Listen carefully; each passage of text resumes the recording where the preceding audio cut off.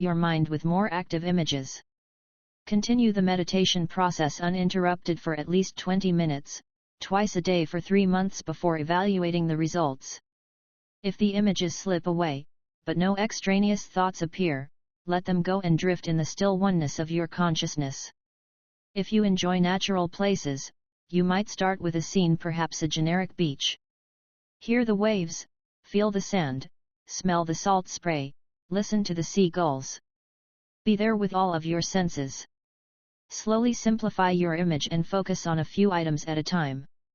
Eventually you may narrow your focus to a single grain of sand. Go in close to inspect the tiny crystal from every angle. Choose the viewing angle you prefer and see how the light plays off the surface of the crystal. Back away until you can barely see its surface features. Hold that view as only you and the grain of sand quietly coexist within the void. Choose images that particularly suit you. Be careful not to try too hard, and do not struggle with high resolution, image quality, or anything else. Images may be felt as well as seen.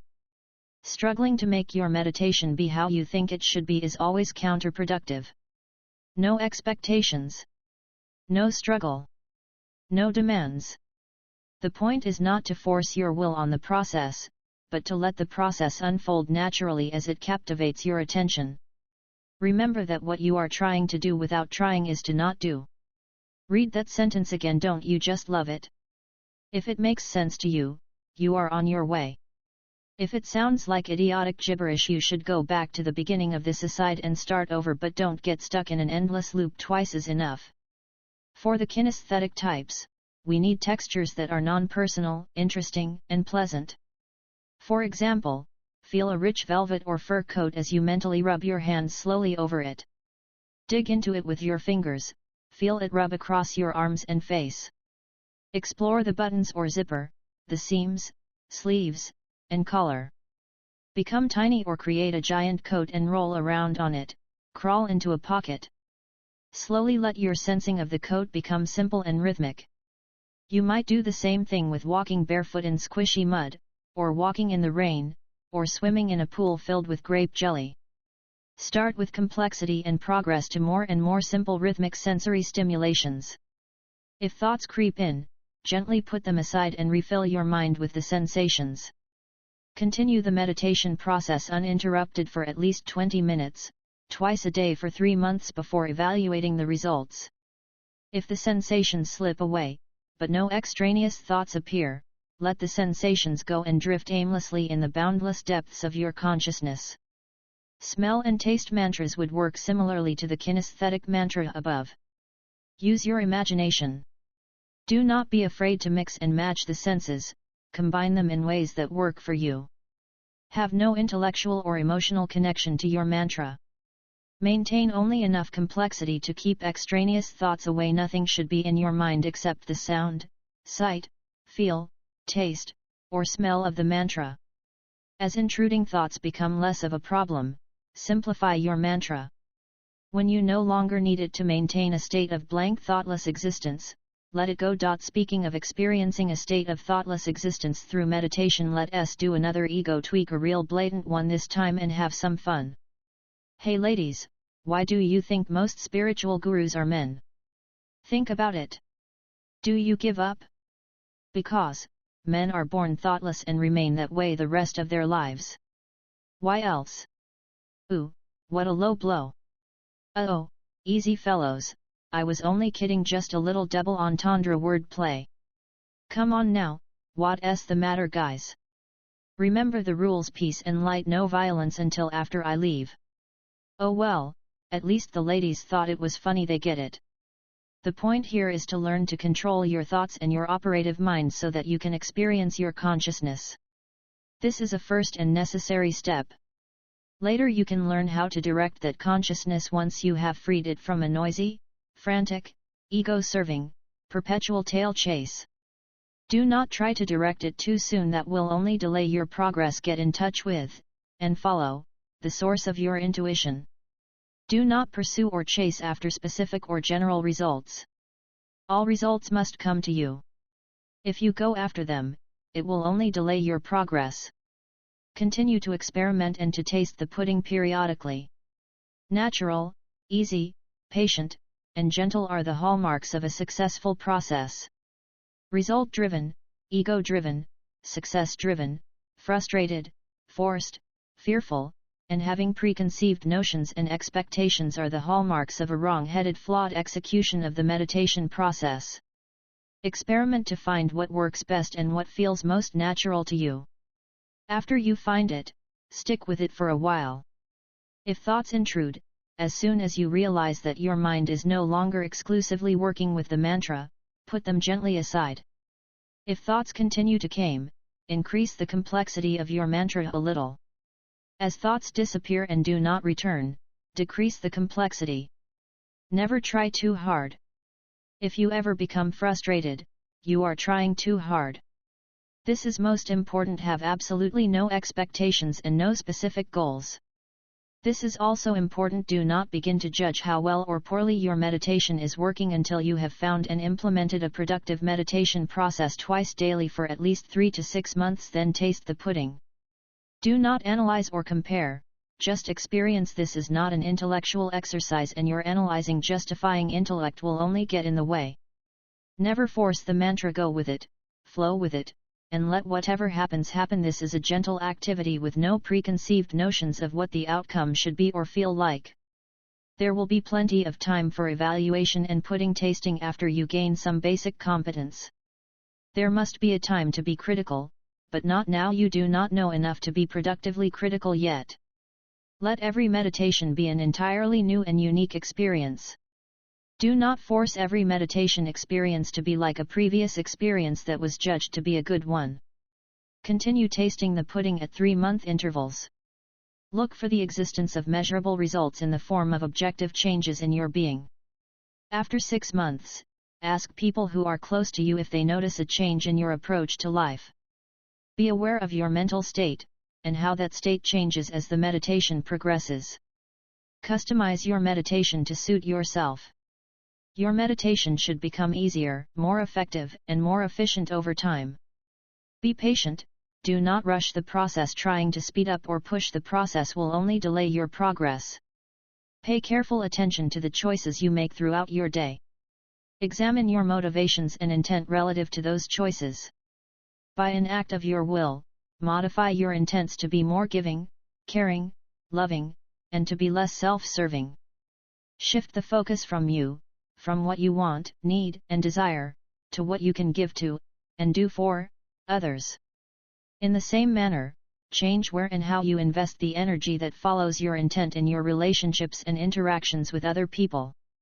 Examine your motivations and intent as described above immediately before and after, but not during, each meditation. You must be consistent. That is most important. Once you get used to the exercise, 30 minutes twice a day is enough to accomplish both the meditation and the examination of your choices. Take more if you wish, but much more is not necessary. If you constantly end up in a state of frustration instead of a state of expanded awareness, let go, back off, and take a break until you can find a different perspective, a different attitude, or a different intent. Try a different mantra. Perhaps you are trying too hard. Perhaps you are limited by your belief and fear, or lack the necessary courage and drive. Perhaps you need to read and follow the instructions more carefully. Perhaps you are using a meditation technique that does not suit you. Perhaps you are not ready at this time. Don't worry, everything works out in its own time. There is no blame, no reason to feel badly, and no failure on your part. Continue to apply the meditation process gently and consistently, and one day, when you relax, success will take you by surprise. Everyone grows in their own way and in their own time. No one faults children for not being adults, though most children wish they were adults. There is no practical technique that allows you to skip steps. You are who and what you are. Accept that gracefully. Work on getting ready by continuing to practice the given exercises gently and with no expectations. There is no faster process or better way to get ready than that. Thus, we see that getting prepared and ready to grow, as well as actively progressing along a growth path, as well as optimizing the growth path that you are on, all follow the same prescription. It matters not what your initial conditions are or where your starting point is, the same set of meditation exercises are optimal and appropriate for all. That is why virtually everyone who wishes to follow the path of knowledge toward spiritual growth, toward improving the quality of their consciousness, is instructed to begin with daily meditation. Each individual will naturally extract from their meditation what they need for their next step. This personalization of the growth process takes place naturally because each individual is essentially engaged in a bootstrapping, pulling themselves up by their bootstraps operation with his or her own consciousness. The meditation experience is as individual and personal as is your consciousness. This is a life's work. It takes significant time to take root, blossom, and bear fruit. Results will accrue in proportion to the energy that is invested productively. For example, with moderate effort, significant results should become obvious within 6 months to a year. Continue to apply the meditation process with gentle resolve. There is no rush, no test, and no diploma. You have all the time you need to get it right. Some will get it right away, others may take a long time. Gracefully accept however it comes to you, you have no choice. A teacher can only encourage and facilitate the evolution of your consciousness by helping you find opportunities to exploit on your own spiritual growth, as any growth is an internal process and cannot be forced from the outside. Hopefully, these meditation exercises have addressed your need for a physical process to facilitate positive consciousness development. However, in doing so, I may have created a new problem for you: how to deal with the frustration that is often created by the inadequacy of doing to produce dramatic spiritual progress quickly. The Western attention span is notoriously short. To make matters worse, dramatic results are often required to overcome strongly opposing cultural belief systems. The fact is that progress in meditation, like progress in playing a musical instrument, usually accrues slowly and only becomes dramatic after significant time and effort has been invested. Progress accrues by the accumulation of many unnoticeable tiny successes. Take the long view and have patience. Westerners caught in the glaring headlights of their cultural beliefs desperately need something to do before they become spiritual roadkill run over by mindless conformity and a blind obedience to the cultural norm. Thump. Splat. Oh geez, what a mess. All the king's horses and all the king's men will have a difficult time getting that one back on the road to spiritual progress again. Actually, it is unfair of me to pick on Westerners as being particularly limited by needing to do something in order to be something. Most Easterners are in the same doing fixated boat. Their do boat may appear to be bigger, not as confining perhaps, but just as limiting. Doing within a spiritual cultural tradition is as problematical and unproductive as doing within a material cultural tradition. If you are so inclined, you now have something productive to do as well as an expanded perspective on the limitations and personal nature of that doing. You now know what to do and how to do it, and if you settle in for the long haul with a serious commitment to finding big truth, you will succeed beyond your wildest dreams. Point 24. 2 concepts. The previous chapters should have destroyed the illusion of a quick and easy fix, leaving you with your feet firmly planted in the personal as well as the shared nature of reality. With your attitude, perspective, and focus now properly adjusted, let us get back to the job of developing a credible big picture theory of everything big toe. The best process that can be employed when exploring new theoretical ground is to 1. Minimize the number of assumptions required, and 2. Simplify all remaining assumptions to the most basic level possible. Albert Einstein put it succinctly when he said the grand aim of all science is to cover the greatest number of empirical facts by logical deduction from the smallest number of hypotheses or axioms. I think that Dr. Einstein would be proud of us. We are going to derive a comprehensive big toe that explains the empirical facts, mind as well as matter, philosophy as well as physics, the normal as well as the paranormal, consciousness as well as concrete by logical deduction from just 2 simple assumptions. And only one of those 2 assumptions is extraordinary. Theorists can build a complex speculative structure, but the foundation should be as simple and straightforward as possible. The first assumption, referred to as the fundamental process of evolution, is readily understandable and is well within our experience. The second, often called the absolute or the one source by philosophers and theologians, may require our spatially limited worldview and our cultural beliefs to stretch beyond their normal patterns. As it turns out, this one source is simply consciousness, primordial consciousness, the fundamental energy that is the media of reality. If the concept of primordial consciousness cast into the form of a finite, but practically infinite, monolithic undifferentiated form of potential energy makes you feel uneasy, that is as it should be. You should remain skeptical of any premise and doubly skeptical of any mystical premise, even if logic demands that at least one mystical beyond objective knowing from the PMR point of view premise must be at the base of any successful big toe. Things beyond objective knowing, from the PMR point of view, are by definition things that we cannot hold with a firm intellectual grip.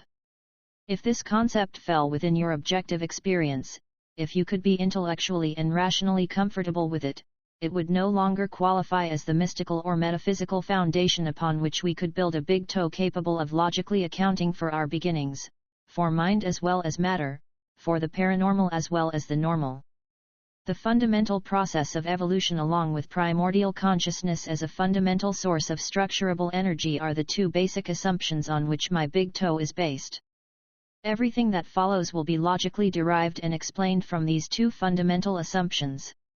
I am not asking you to believe in the truth of these assumptions, nor to have faith in their correctness. I am not trying to start a religion here. These are the logical underpinnings of this big toe. They are the assumptions, assertions, logical premises upon which the structure of my big toe is built. My big toe is a model. Its usefulness, and the value of these assumptions, is based exclusively on its ability to explain the data, period. Please reread the previous two sentences enough times to commit them to memory. By the end of section 6 you will have a much better idea about this reality model's usefulness, and the potential correctness of these assumptions. The data, or empirical facts in Einstein's words, are any and all of the carefully evaluated experience or truth that you and others have accumulated about life and the nature of reality.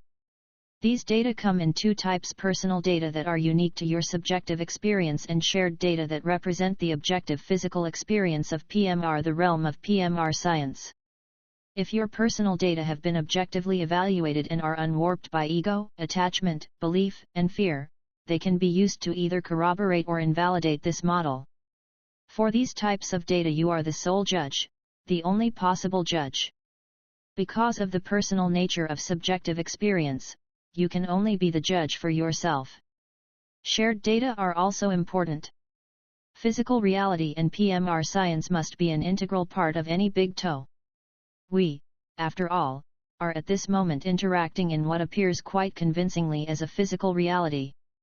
No one can reasonably deny the importance, or the necessity, of physical experience, even if consciousness is at the core.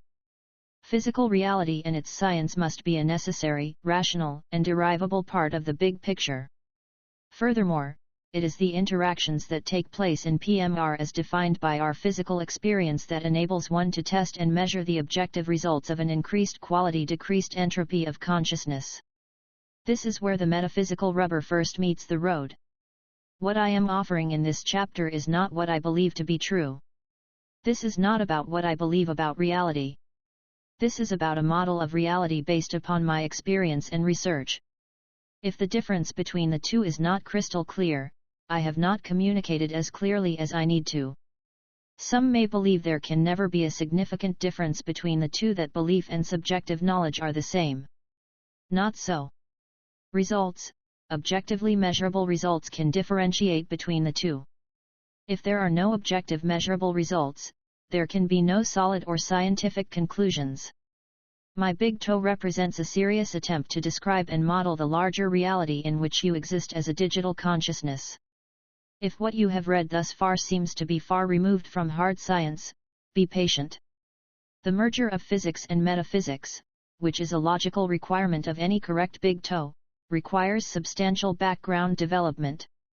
From the little picture perspective of our local objective causality, all one needs to do to make a strong scientific argument is write down the appropriate equations. Math is merely symbolic logic. The limited local logic of the little picture is clearly expressed by little picture mathematics. Within the PMR causality system, if the assumptions are correct and the math is correct, the results will be correct. That is how little picture physics works. The big picture, responding to a more general causality, cannot be adequately described in terms of little picture logic. I know that this is a difficult paradigm for many, particularly scientists, to transcend, but it is logical that the big picture with its more general causality cannot be fully described from a little picture perspective. In other words, the larger reality NPMR consciousness cannot be fully specified by a limited local logic and knowledge that belongs to a small subset PMR of that larger reality. If I could describe my big toe in terms of little picture PMR mathematics logic, it could not possibly be more than a little toe.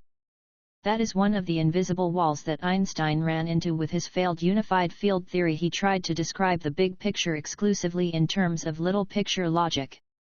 At least he knew there was a big picture, even if he did not know it constituted a superset of the little picture. The traditional belief-blinded little picture perspective will maintain old paradigms and preserve cultural and scientific dogma by simply denying the existence of a larger reality. To be consistent, it must also deny, or concoct excuses for, any scientifically validated data and experience that directly conflict with its beliefs. That is the old tried and true head in the sand, butt in the air trick. I can assure you from first-hand experience that attempting to engage these elevated butts in intelligent conversation is often not productive. Low IQ, bad breath, no vision. Fortunately, minds can sometimes be pried open and perspectives can sometimes change with additional experience, knowledge, and understanding. If the above ideas are fuzzy, hold on, understanding will improve and become clear as you continue.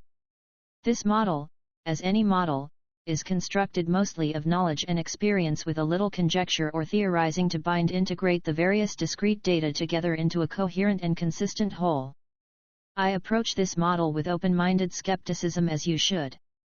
If I believed in it, it would limit my ability to grow the model in new directions as new data accumulates. If it makes you feel better, I don't believe any of this stuff either. I either know it as fact knowledge, or regard it as the most likely possibility or best hypothesis thus far based on the scientific data available to me as of this writing. In other words, this trilogy represents the tentative results and conclusions of 30 years of my personal, serious, careful, scientific exploration of the physical and the non-physical. I have been strongly encouraged to share the results and conclusions of my experience with you. These books are it. What you do with it, get out of it or take from it is entirely up to you. Models should always remain tentative to preclude shutting themselves off from the possibility of further evolution. For the sake of argument and to give proper credit to those who believe that belief and knowledge can never be entirely separated, let us take the opposite view. Even if this trilogy represents my belief, and is an effort to convince you to believe what I believe, the potential it holds for you is undiminished as long as you approach it with open-minded skepticism and resist the compulsion to either believe it or disbelieve it. There is no reasonable, rational, or logical alternative to open-minded skepticism. My big toe, among other things, represents a personal map of the reality I have explored and the explanations I have created to make coherent sense out of my individual experiences.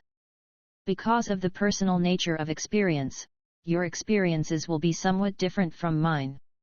However, if your experience is interpreted and gathered scientifically and not created out of belief or fear, then the underlying truth from which both of our experiences spring will be perceived as the same. The underlying truth is absolute, the same for everyone, and is not a function of our experience or our existence or anyone else's. That is why my map, though it reflects my individuality, can serve as a valuable guide for you. Though the destination big truth is the same for everyone, you must take your own journey and find your own way. A word about truth. Many people think of truth in terms of local and universal truth. Local truth may be relative. It may be in the eye of the beholder. It is sometimes dependent upon the perspective and beliefs of the individual. This is not the truth I am referring to. Universal or absolute truth is the same for everyone. It is timeless and unchangeable.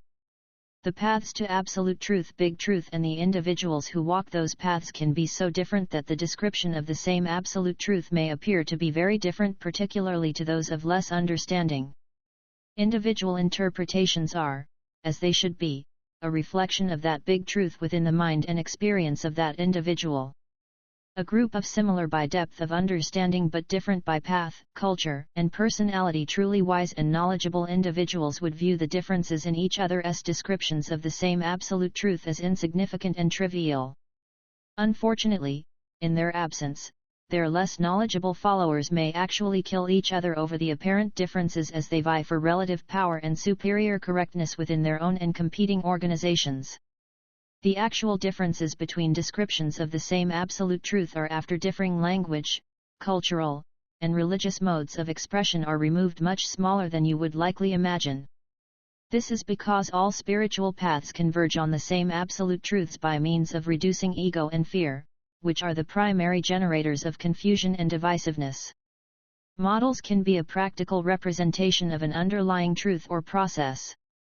The shell model of the atom is not based on a theory of why atoms, like mollusks, should have shells. The shells are simply assumed. The model is useful because it explains some of the data better than any other viewpoint. Believing in the shells is intellectually limiting silliness.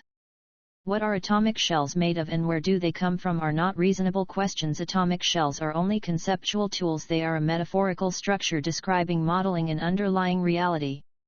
My big toe is also conceptual.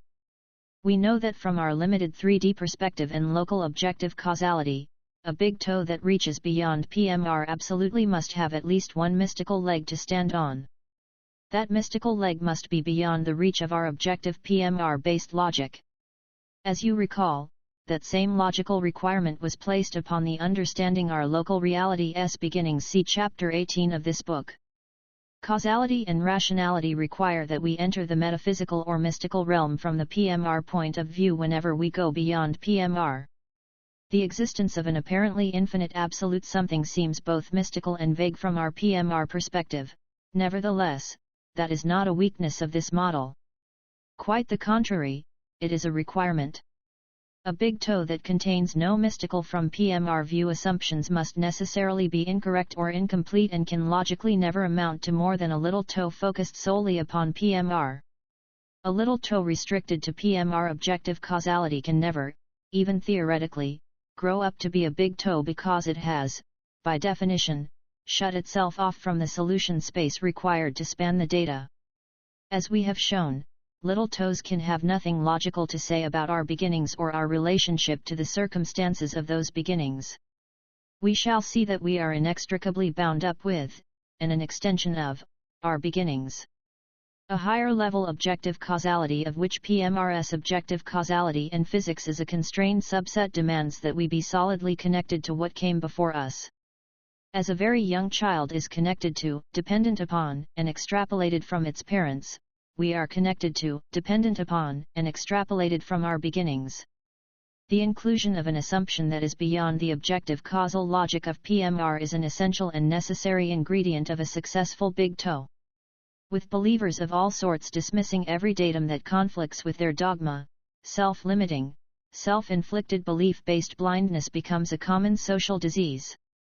So common, in fact, it defines the normal and therefore the rational view within any given culture.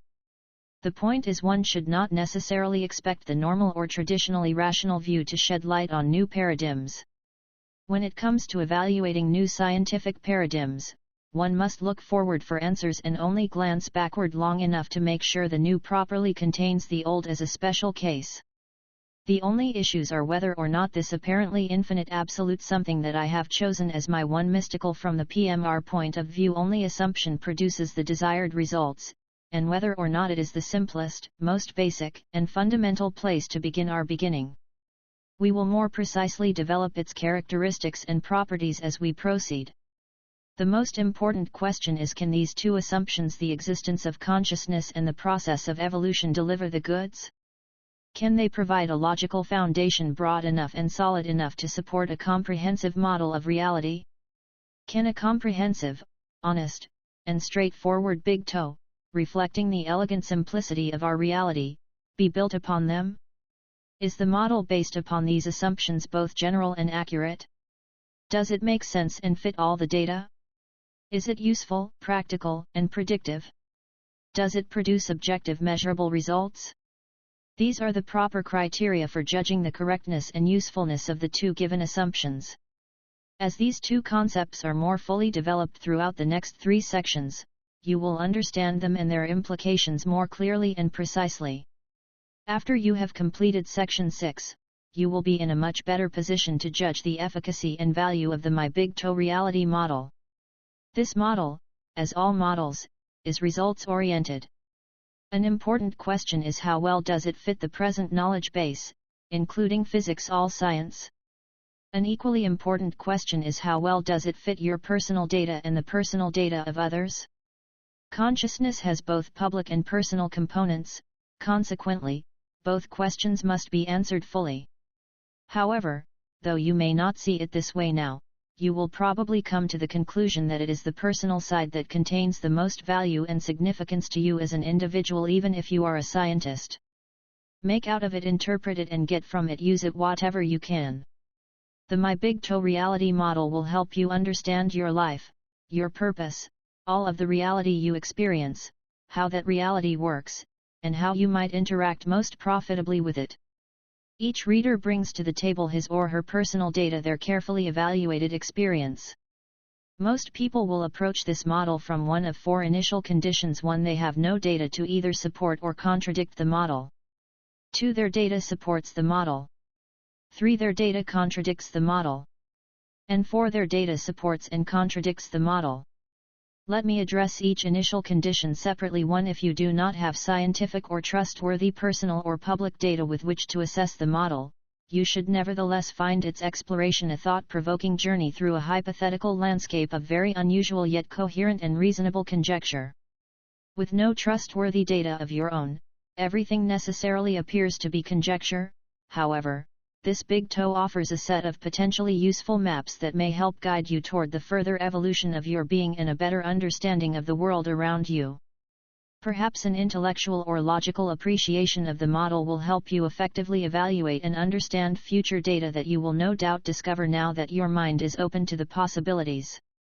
If this model fits your data, it will provide a rational structure for your experience, a context wherein the whole of your experience makes good sense.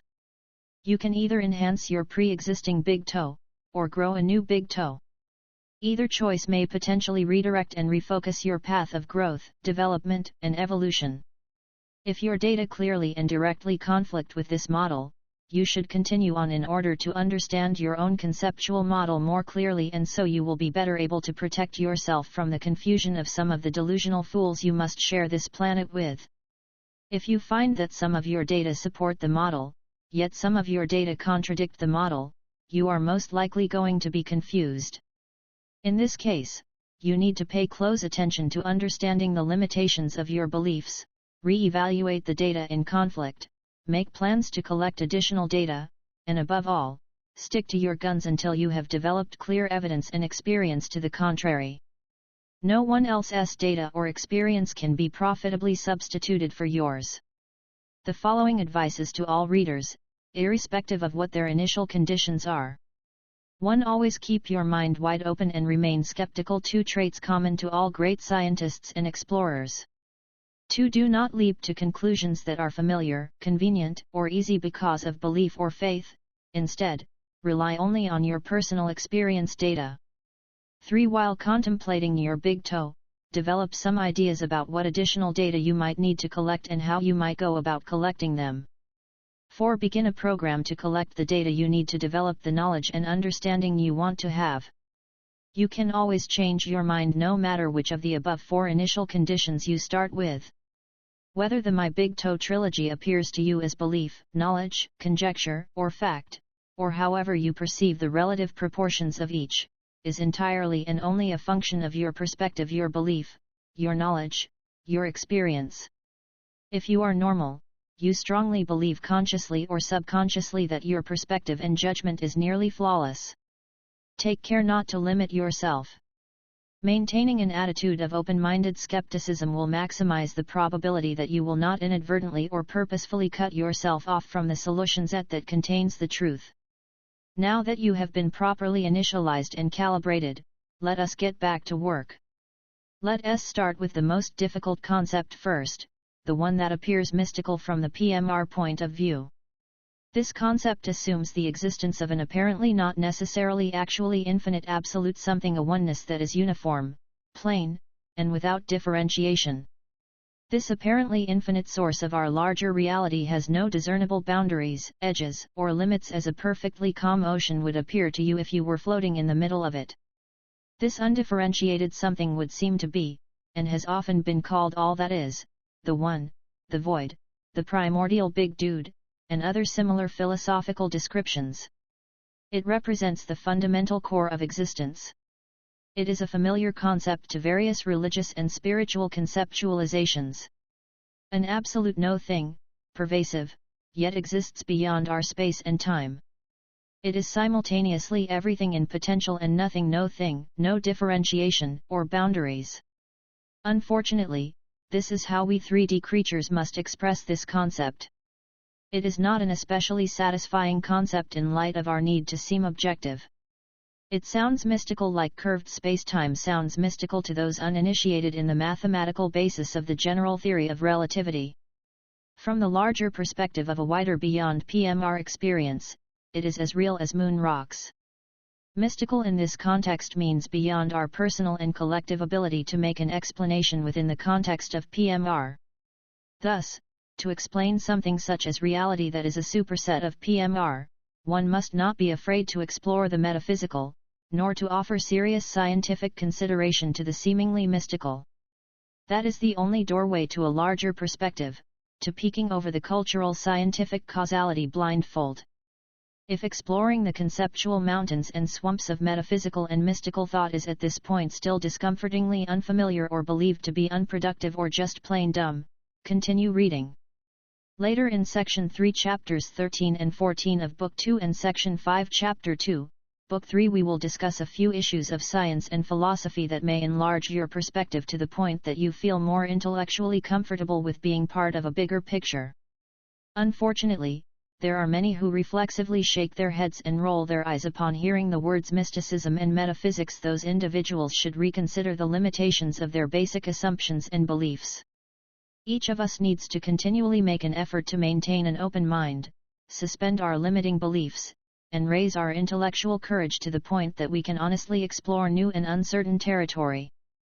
Vigilance and unending effort is the non-negotiable price of intellectual freedom. A mind that is not free is simply a self-referential belief machine that continuously spins off useless and unprofitable thought energy.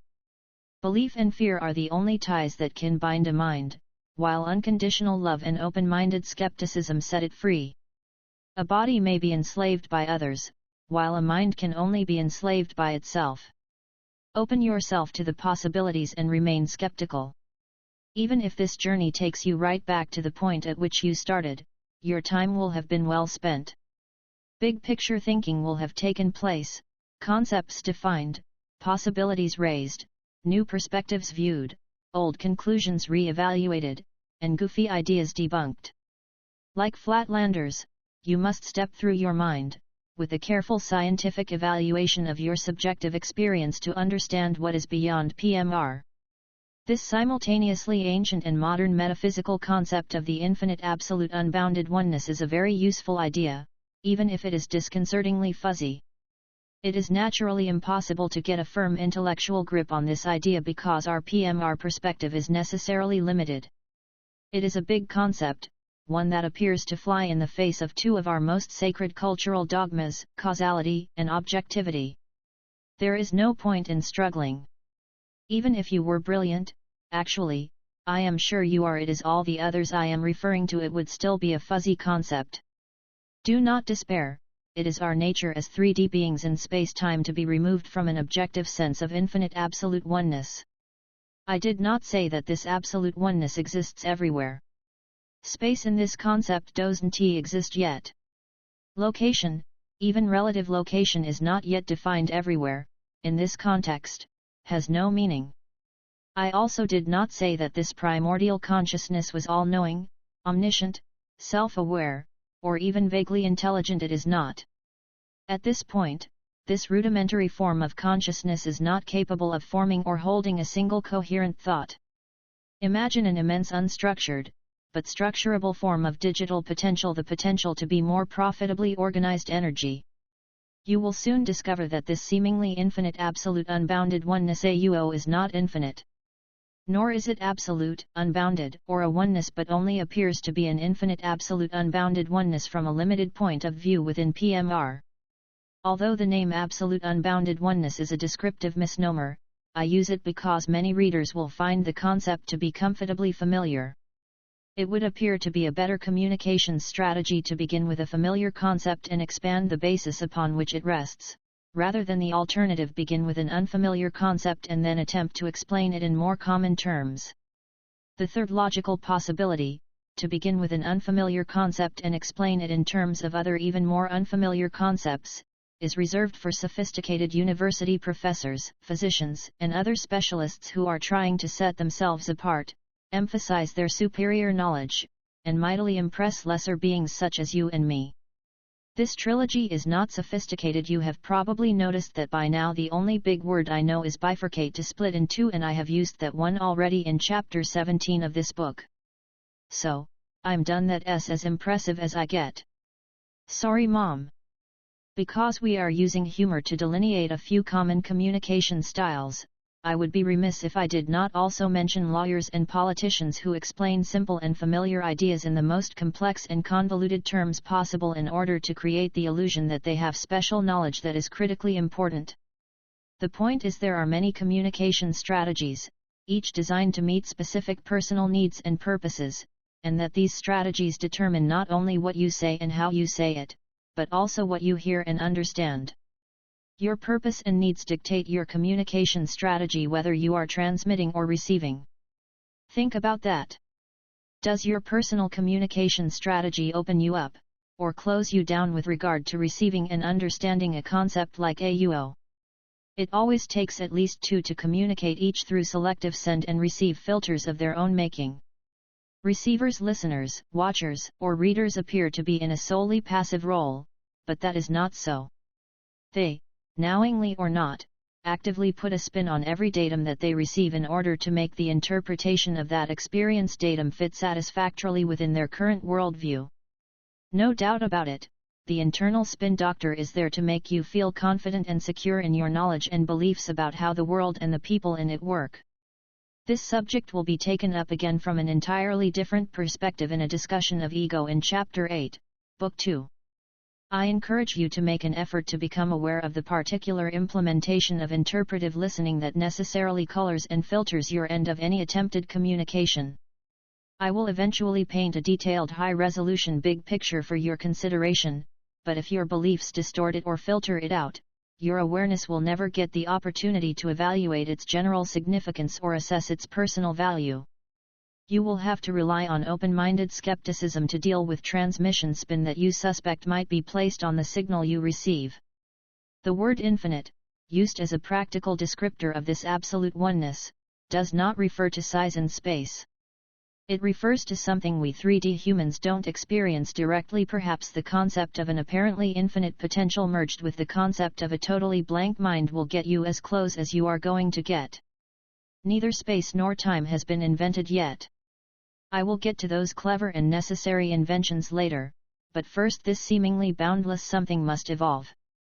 The concept of an apparently infinite absolute unbounded oneness AUO is only half the ingredients we need to grow a new big toe. The remaining ingredient is what I call the fundamental process. The fundamental process is the basic process of evolution.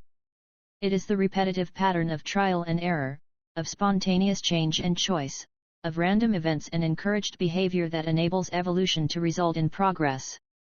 Progress is defined as change within an entity or group of entities that is in some way immediately beneficial or profitable to that entity.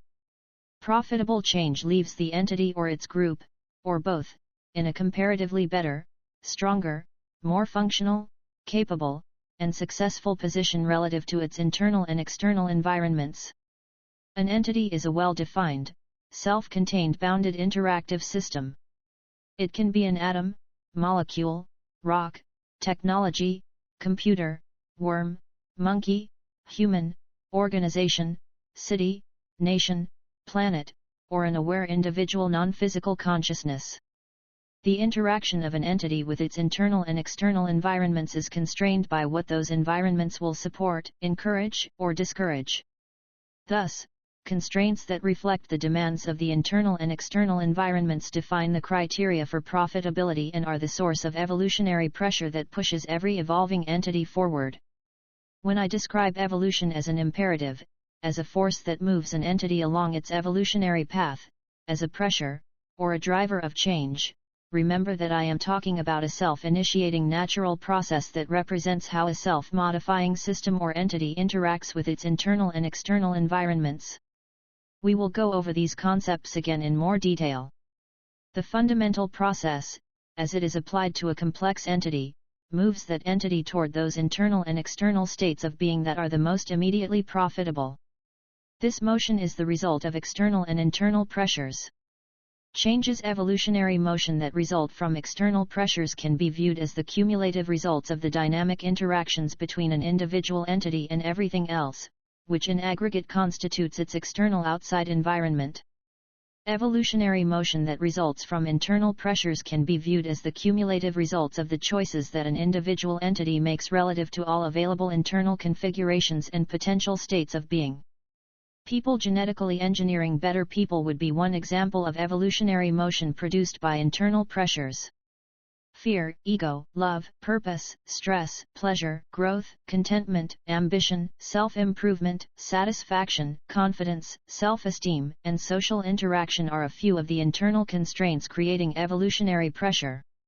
Internal physical environments internal to your body may also pressure subsystems, internal organs and specific tissues to modify themselves in order to gain individual or system efficiencies. Consciousness primarily evolves by responding to internal pressures. Simple biological systems primarily evolve by responding to external pressures. Internal and external evolutionary pressures may interact with, and influence, each other. As individuals strive for maximum profitability, groups of interdependent entities may evolve together interactively to form a larger system or ecosystem. Interrelated systems interact with each other to form larger systems such as Earth's biological ecosystem and the solar system. Nothing stands alone, all are interrelated from the perspective of the largest level of organization. This applies to all evolving systems and systems of systems: animal, vegetable, mineral, technological, or organizational, and to subsets of systems including your brain, stomach, or a networked computer, and to subsets of systems including your blood and bone cells, or a microprocessor, and so on and so forth. Cell parts and transistors followed by their supporting molecular and atomic layers. Everything within a system evolves together, layer upon layer, within one big web of interaction. All systems exist, survive, and thrive by virtue of a local ecology that defines how their various interdependent internal groupings interrelate. Consciousness, the Earth, and everything that exists on it, governments, and the Internet all evolve their own supporting ecologies. To understand the dynamics of these systems, one must first understand each system's local ecology. To understand their significance, one must first understand each system's larger ecology. In Section 5, where we discuss evolution as a process fractal, you will find the same basic evolutionary process turns up again and again at every level of reality, physical and non-physical. You will see it is the fundamental process that drives the smallest subatomic particle to populate the states available to it, and it is the same fundamental process that leads to our system OS spinning off multiple probable realities containing multiple universes within non-physical matter reality NPMR. Another short aside is now necessary to define two important terms that we are going to use repeatedly. The term our system OS is used often in this section as a high-level descriptor of the larger place we live in. OS is discussed in more detail in chapters 7 through 9, Book 3. OS is defined to be PMR, our physical universe, plus the subset of NPMRN that is interactive with PMR.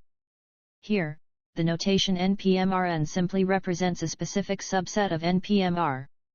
If this terminology seems confusing, don't be concerned, it will become clear later. In the meantime, all you need to know is that OS is our home base reality, the reality system in which we primarily interact. OS is composed of interactive elements that are both physical, such as sentient beings, information, energy, physical matter, organizations, PMR physics, all physical forms, and assorted critters, and non-physical such as sentient beings, information, energy, non-physical matter, organizations, NPMR physics, all thought forms, and assorted critters. The second concept to be discussed is that of entropy. It is my guess that most readers are not particularly brushed up on the meaning and significance of entropy, a word I use throughout this trilogy. Actually, I slipped in the first use of the word entropy toward the end of chapter 21. I hoped you wouldn't mind a few isolated instances of physics speak. However, from now on, you are going to hear more about entropy. Accordingly, it is time for me to be more helpful. This aside will theoretically save you the trouble of looking up the word entropy and give you a good idea what entropy is all about without becoming too precise or technical. I say theoretically because almost nobody actually takes the time and trouble to look something up these days. We are always in a hurry despite how much time we have. We have a strong need to press on with or without the necessary information. Fuzzy understanding seems to always be preferred over delay or loss of continuity. Detours are fundamentally annoying beyond the extra trouble they cause. Before I get back to the task of defining entropy, let us wander a little farther down this particular rabbit hole and see what we can learn about how we personally relate to information, and how we are affected by a changing Western culture that is in the process of redefining itself through a revolution in electronics and information technology. The cultural metamorphosis accompanying our transition from the industrial age to the information age is as much about who and what we are as it is about what we do and how we do it. As our tools and relationships change, we and our reality change with them. From radio to TV to video games to computers, the evolution of consumer electronics has modified how humans think and interact. Most of us, like kids watching Sesame Street, need constant stimulation and constant input, or our attention wanders and boredom quickly sets in. To the electronic generation, thoughtful pauses became superfluous interruptions, and serious reflection becomes nearly impossible. Under a use it or lose it evolutionary mandate, depth and quality of thought are quickly becoming unnecessary and obsolete. In pursuit of short-term goals in our professional lives and continual entertainment and stimulation in our personal lives, our attention spans grow shorter as superficiality dominates our mental processes. I understand we are all in the same boat. It is a Western cultural thing. This is how electronic entertainment and communications technology have affected our minds and thus our perception of reality. Our limited reality is slowly getting broader and shallower. The ecology of our minds is changing from a local lake to a global swamp. To come full circle along the chain of cause and effect, you should note that the quality and significance of what the commercial media and book vendors produce for us to read is generally so unchallenging and superficial that missing a few words here and there does not make a significant difference. Guess and keep going is a time-saving strategy that will always appear to work reasonably well because whatever we miss, by definition, is unknown and not worth the effort. Our experience tells us that what we miss can be easily surmised from the context of what we get. Finding the most productive and efficient ratio of get to miss allows us to process the huge amount of largely inconsequential information that continually bombards us. In the information age, scheming instead of reading is a survival tactic. The calculated skipping and missing of random, difficult, or prickly pieces of content eventually becomes a well-justified sampling technique that ultimately grows to exclude much more than irrelevant details. In a practical sense, anything that we define as irrelevant quickly becomes that way. You do not miss what you are unaware of, consequently, all that lies beyond your vision appears to be irrelevant to you. That is why the uneducated care little for education and are unaware of what they are missing. The uneducated do not know or appreciate the deeper significance of being uneducated. A fact of life, the implications and consequences of your self-imposed limitations can only be seen and appreciated by someone else who does not share them. If you wish to expand the paradigms that make up your worldview, the most salient question becomes who you gonna call? See Chapter 23 of this book. Predicating the validation of a broader viewpoint upon the consensus of the people you respect and associate with is a particularly risky business because you like people who are like you, people who are likely to share your basic beliefs and limitations. Among these people you feel solid, confident, and self-assured. They confirm the soundness of your understanding and the correctness of your vision. You do the same for them. They define your community or social set at all levels of social organization. Let me take a wild guess.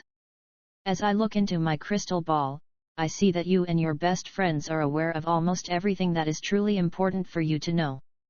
Furthermore, it appears that you and your closest associates have an excellent understanding, probably better than most, of the truth that lies beneath the surface of most events and actions. Did I guess correctly?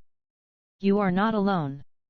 Almost everyone on every side of every issue, including wackos and fanatics of all sorts, feel exactly the same way. Hey, I'm doing well the way I am. What's the big deal over a little minor ignorance? Serious ignorance? Lots of it. Much important truth lies beyond my vision? Bullpucky. That's impossible. You must be talking about someone else. The people I hold in low esteem are like that, but not me. I know what's really going on. Looking up unfamiliar words, concepts, or events is accurately assessed as an impractical exercise by busy people who are focused outwardly on entertainment and practical information. We focus on what we value. Don't blame the media guys, they produce whatever we are willing to pay for. We value what is quick, convenient, entertaining, easy, practical, and feels good or pays well. What else is there? For most of us, that is a difficult question, the honest answer to which is either the null set or an exceedingly short list. Time management, a concept born in the industrial age, goes critical in the information age. If we are not sleeping, we are very, very busy and in hot pursuit of whatever is happening next. Most of us only value the present moment as a bridge to the future. Because we live on the run, we have a tendency to confuse life, meaning, and purpose with motion. The fact is, the choices we make that ultimately define us all occur in the present. Talk about detours. This aside containing an aside that contains yet another aside is forcing you to think in multiple layers. I need to quit and get back on track before we both get lost and decide to go watch TV instead. Entropy is a physics term that you learn about when studying thermodynamics, which is why it is probably not on your list of everyday words to use. Nevertheless, because of its dramatic implications, it is reasonably well known in many technical and philosophical circles. PMR systems naturally dissipate their energy. If no new energy is put into a system, the energy that is available to do work within that system will eventually waste away. Everything, such as a new battery, has a shelf life. Constrained energy such as a flashlight battery or full tank of gasoline in your car, which is energy in a form that can do work, is either used up doing that work or eventually dissipates away as its shelf life is exceeded. In either case, all the original highly organized and structured molecules and atoms making up the gasoline and automobile and the new battery and flashlight have been converted after doing work or dissipating to a new, less organized and less structured collection of atoms and molecules, including fumes, vapor, light, heat, worn-off brake and tire particles, and metal flakes in the oil that no longer can do as much work as the original configuration. We say that energy has been used up when actually it has only changed into a less structured, less usable form, such as heat that is diffused throughout the system. Any closed physical system must eventually run out of usable gas or batteries and become no longer able to do work because gas evaporates and both chemically degenerate over time, even if they are not purposely consumed to produce light or provide transportation. We say that the entropy of the closed system has increased. Closed means that nothing is added or taken away, all the same particles and same total energy remain within the system before and after. Though the total energy must remain constant, it continuously, spontaneously, and slowly changes form over time, naturally degenerates as it grows older, as well as occasionally changes form, turn on the flashlight or ignite the gasoline rather quickly. Eventually, one way or another, the available for use full potential of a new battery or fresh tank of gasoline becomes a comparatively useless collection of uniformly distributed vapor, radiation, and heat. The change in entropy is a measure of how much energy is now as compared to earlier no longer available to do work. Equivalently, entropy is a measure of the disorder within our hypothetical system, less organization and less structure among the atoms and molecules in our closed system. More entropy means more disorder and less energy that is available to do work. Conversely, less entropy means less disorder, more order and structure within the system, and that more of the system's energy is available to do work. The second law of thermodynamics states that the average entropy of the PMR universe initially assumed to be a closed system must increase with time. This means that all matter and energy in the universe will eventually move toward a state of inert uniformity, absolutely nothing left of our entire universe but hydrogen ions and elementary particles. Don't sweat it, you still have time to finish my big toe and grow one of your own before you decompose. A universe that is as massively chunky as ours takes a long time to disintegrate. Look on the bright side: 1. The physical universe may not be a closed system, and 2. The sun will expand and vaporize our entire planet long before the universe decays into a homogeneous soup of simple particles. You will get more detailed information about these concepts later. For the purposes of this section, you need only to understand that all things and systems of things are in an active process of change: animal, vegetable, mineral, technological, and organizational, and that the fundamental process is the basis for that change. All things evolve toward greater profitability. Profitability is defined by the degree of immediate success an entity has in dealing with the evolutionary pressures created by the constraints within their internal and external environments. This is true if the entity is an individual or a complex system of interrelated dissimilar individuals. Non-living and non-growing things such as uranium atoms, organic molecules, the house you live in, and the rocks in your backyard generally evolve toward minimum energy states. When non-growing entities make a natural, spontaneous, or evolutionary change of state, the lowest available energy state is defined as the most profitable next state to occupy. Most of the physical matter, on and in our planet, falls into this category. Thus, physical matter gradually follows a path to ever lower energy states, increasing its entropy as it evolves. To inanimate matter, natural spontaneous change due to interaction with its internal and external environments, evolution, disintegration, and increasing entropy are all related and moving together in the same general direction. Typically, growing things that are in a state of becoming can naturally and spontaneously for at least some limited period of time decrease their entropy. In contrast, the entropy of non-growing things always naturally increases. In PMR, the growing things ultimately depend on the non-growing things, thus fulfilling the grim prediction of the second law of thermodynamics. We will discover that in mind space, where AUO exists as dim consciousness, there are no physical things and everything has the potential to grow. In mind space, seeking the lowest energy state is never a goal. Quite the contrary. For a consciousness system, the most profitable next state is one that enables that system to minimize its entropy. In other words, evolutionary change within a consciousness system is profitable for that system if it causes the entropy of the system to decrease. There is a natural tendency for an entity to make those choices, or to exploit or succumb to those changes that move that entity toward its evolutionary goals. That is, toward a more profitable configuration or mutually beneficial arrangement toward a lower energy state for physical matter, higher entropy, or a lower entropy state, higher usable energy for consciousness. The fundamental process explores all the opportunities and possibilities for change, then inextricably and statistically moves each entity, each collection of similar entities such as a species or a field full of rocks, or each collection of collections of diverse entities, community or ecosystem toward its immediate goals by continuing to evolve the winners. The fundamental process of evolution is a recursive process that builds layer upon layer of interdependent organization and structure, a process that repeats and folds back upon itself at many different scales and levels of interaction. Again, let me caution you to not be confused by the use of verbs in a sentence that has the fundamental process as the subject. That particular language construction is simply convenient and more succinctly expressive in describing the dynamics of evolutionary change. The fundamental process is a simple natural process, not an active sentient growth manager that can execute action verbs toward the achievement of some preconceived goal. Each evolving entity moves into all the possibilities open to it that it can afford to occupy. It continues to invest in the winners by succeeding within those possibilities that provide the most value or profitability, not by deliberate intellectual choice making but by trying everything available and allowing whatever works holds immediate value for the entity to progress forward while letting whatever does not work the losers flounder. This is a natural selection activity from the inside executed by the evolving entity, not an intellectual activity or a directed response from the outside executed by the fundamental process. The only external forcing function is the external environment in which the entity exists.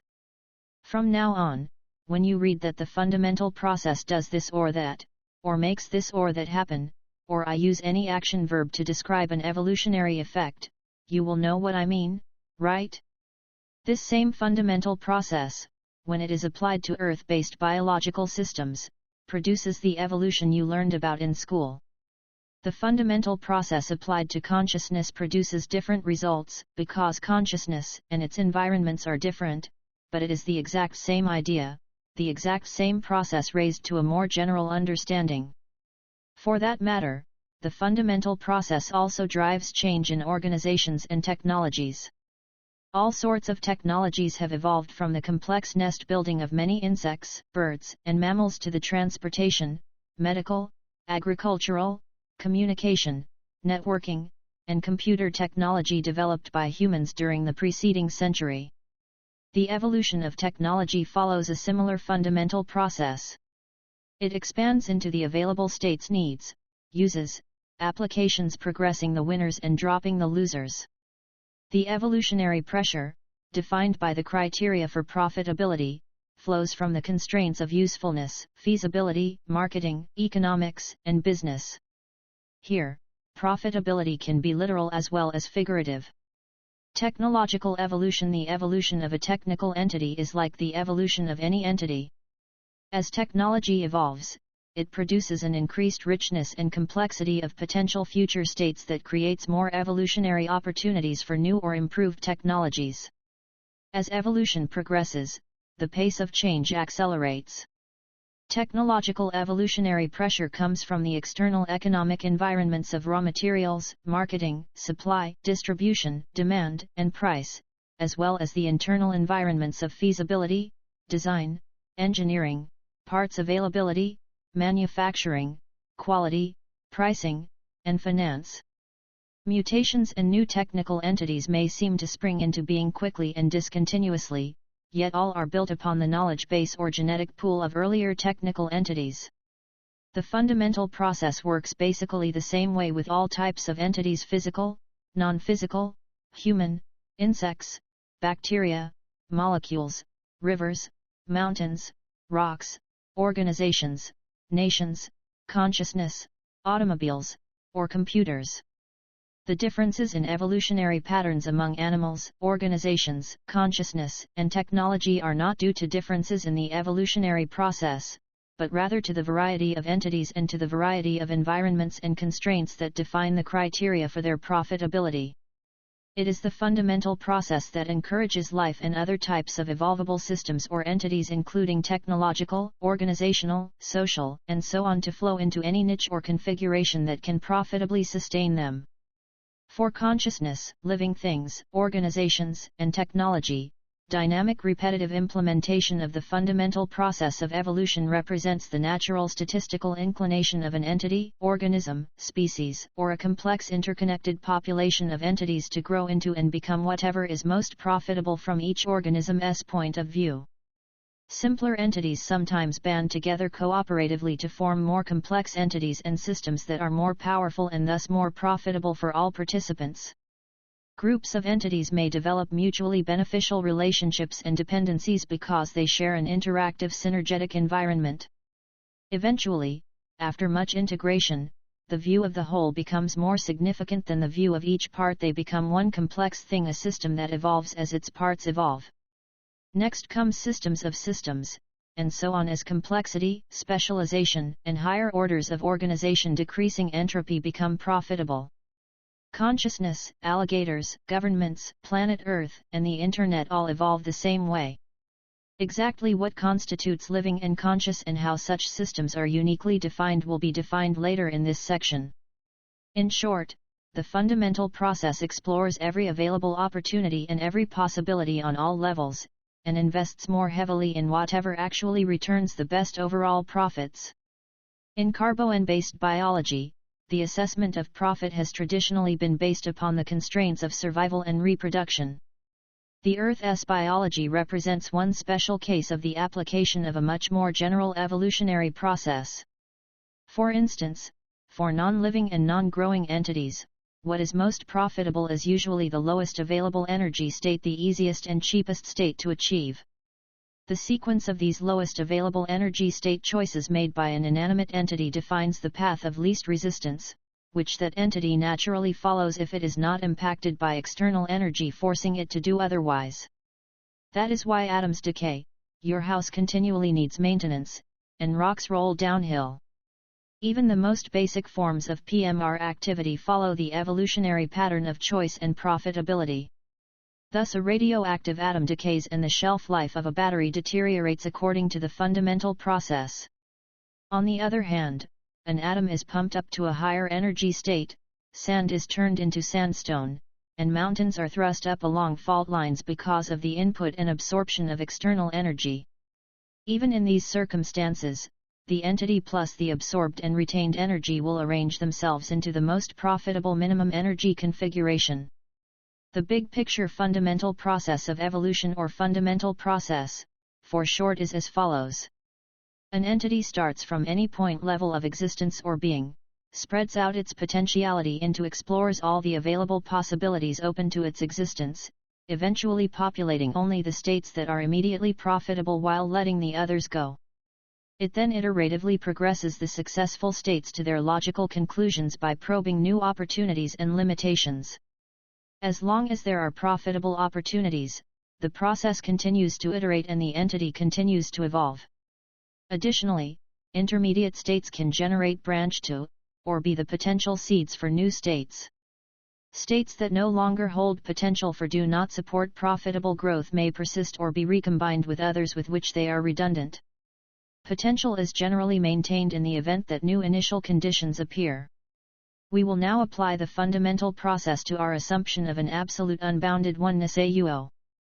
The first step in that process is to expand an entity's potential for existence or being into all the significant possibilities available states. An apparently but not actually infinite, absolute, unbounded, undifferentiated thing can most obviously find potential new states of existence or possibilities of being by changing its undifferentiated oneness. That is, it can most directly and easily interact with itself. Additionally, because at this point in our story AUO is the only thing we have posited to exist, it is logically necessary that it interact only with itself. Most biological things are aware of their environment. External awareness of things such as hot-cold, acid-base, and wet-dry. Additionally, they are aware of themselves. Internal or self-awareness of things such as hungry-full, hydrated-dehydrated, threatened-safe, peaceful-agitated, hurt-not hurt, pain-pleasure, joy-sadness, and fear-love. All life forms biological, consciousness, or otherwise change themselves. Sometimes the change is in reaction to their environment, they adapt. Sometimes the change is internally generated, they mutate. Evolution typically moves toward more complex, capable, and highly organized lower entropy forms, building upon or enhancing the earlier simpler forms. More advanced products of evolution can sometimes successfully change their environment, like prairie dogs building cool, moist underground homes in hot, arid places. Beep. Beep. Beep. Beep. Beep. Oh, that is the number 3 audio alarm on my new problemometer. Hang on a minute while I find out what's the matter. All right, I see. No problemo, the solution is a simple one. Relax, you are not brain damaged, retarded, or becoming mentally infirm with old age. If you have not been graced with a career that brushes up against government organizations awash in acronyms too, a poor memory for acronyms is normal. If you are not used to using acronyms, they seem, for most people, to have been given a special non-stick coating that causes them to constantly slip from memory. It is a natural brain wiring and symbol association problem that occurs when the name symbol represents a string of associated words instead of a single common name. The solution? Forget the words, let the acronym be a single name. For those not used to acronyms, here is how it works. The first time or two you encounter an acronym, think about what the words mean, get a sense, an understanding, of the concept being talked about, then forget about the individual words making up the acronym and use the acronym as a name associated with the meaning and concept the acronym represents. Subsequently AUO becomes a name like free, a name that you associate with a finite, but seemingly infinite, evolving primordial consciousness. It is that simple. AUO becomes the proper name of a particular conceptual entity. If you do not treat the acronym as a name, you may feel obligated to look up what the constituting words are every time you see it. Dutifully looking up acronyms wastes time and effort and generates little value. The individual words are not important, the concept, the definition, the meaning is important. Attach those to the acronym itself and go on. If you forget the concept associated with AUO, look it up in the acronym list at the beginning of each book and follow the page reference to where it was first defined. However, if you have a firm grasp of the meaning and significance of AUO, then the individual words that AUO represents are not important, let them go. Do not struggle with how habitual language use has wired your brain. Rewiring is difficult and provides little value for the effort spent. Acronyms are handy for condensing long descriptive titles into short names. I use them extensively throughout the text because an acronym has the nifty attribute that it carries its own definition within its name. Treat them as words and symbols, the same way you would treat any name of any noun, and your memory will not seem so sieve-like. Problem solved. We now have our two fundamental concepts in place, and as required by our local PMR causal logic, at least one, AUO, appears to be mystical from the view of PMR. These two assumptions provide the necessary and sufficient foundation called a footer in the construction trades from which to build a new big toe. Neither are new ideas. Darwin ushered in the theory of evolution by natural selection in the late 1850s. The concept of AUO is, and has always been at least since about 600 BC, a fundamental concept in various philosophic, spiritual, metaphysical, and religious traditions. For our purposes, we utilize only the bare basics of this concept, no frills, no dogma, and no extraneous conditions or attributes, just a plain, simple, minimalistic absolute unbounded oneness, a form of potential energy that appears to be non-physical from the limited PMR point of view. AUO is a seemingly infinite primordial consciousness whose beginning depends upon a causal requirement that is so far beyond our local reality that it is outside our rational consideration, as refrigerator light bulbs, sunshine, or stock market dynamics are outside the rational consideration of our intestinal bacteria. Nevertheless, the bacteria are indirectly and powerfully affected by these things. The fundamental process of evolution is what enables and necessitates growth, learning, and change. Without the fundamental process, nothing could become more than it is now. All change would be random, directionless, and purposeless. We know from our personal experience and the diversity of biological systems that this is not the case, that there is a fundamental imperative for all life forms to grow and evolve is obvious. Furthermore, it is also obvious that exploring the possibilities and investing in what works is the engine that drives the process. The evolution of biological forms on Earth, though a special application of a more general fundamental process, demonstrates these facts adequately. From the foundation of these two assumptions alone, we will construct piece by piece, a rational big toe based primarily on direct experimental evidence with some reasonable conjecture added to bind it all together. It will be shaped by whatever common data points, accepted facts and truths we can find. If successful, there will be no known facts or truths that conflict with this big toe. The degree of your success in corroborating this reality model with your experience depends on the correctness of my big toe and on the correctness of the truths and facts with which you test it. The sub-foundation has been laid.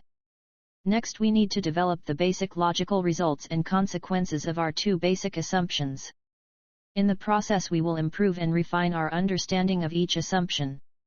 If things are not crystal clear at this point, they will become clearer as we proceed. By the end of Section 4, you will be able to pull these concepts together into a complete foundation for the reality model of Section 5. Developing basic concepts may be tedious, but this is where the big picture must necessarily begin. Getting the basics is usually the least fun part, but also the most crucial. Let us get started. The adventure begins. Ladies and gentlemen, start your engines.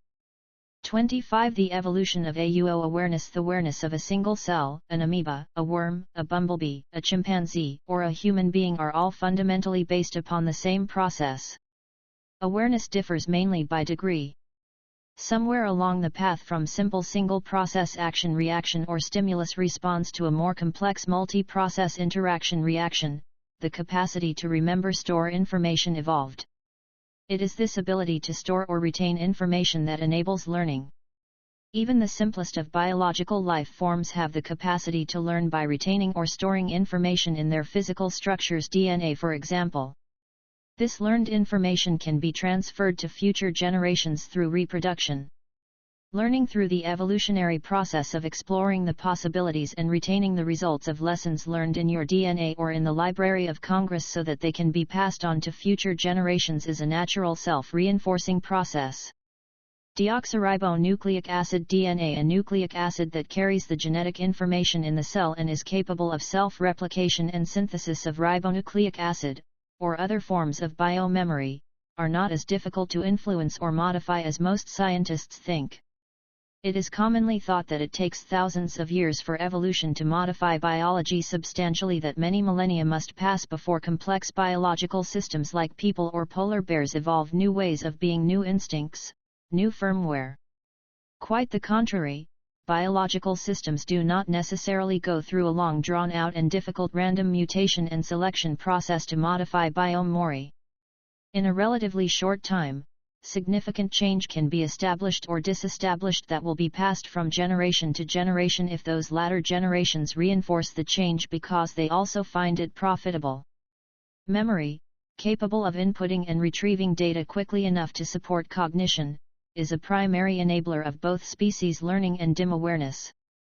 Shorter data input and data modification times, as well as quick read and write access, are required for individual learning and to support a brighter awareness.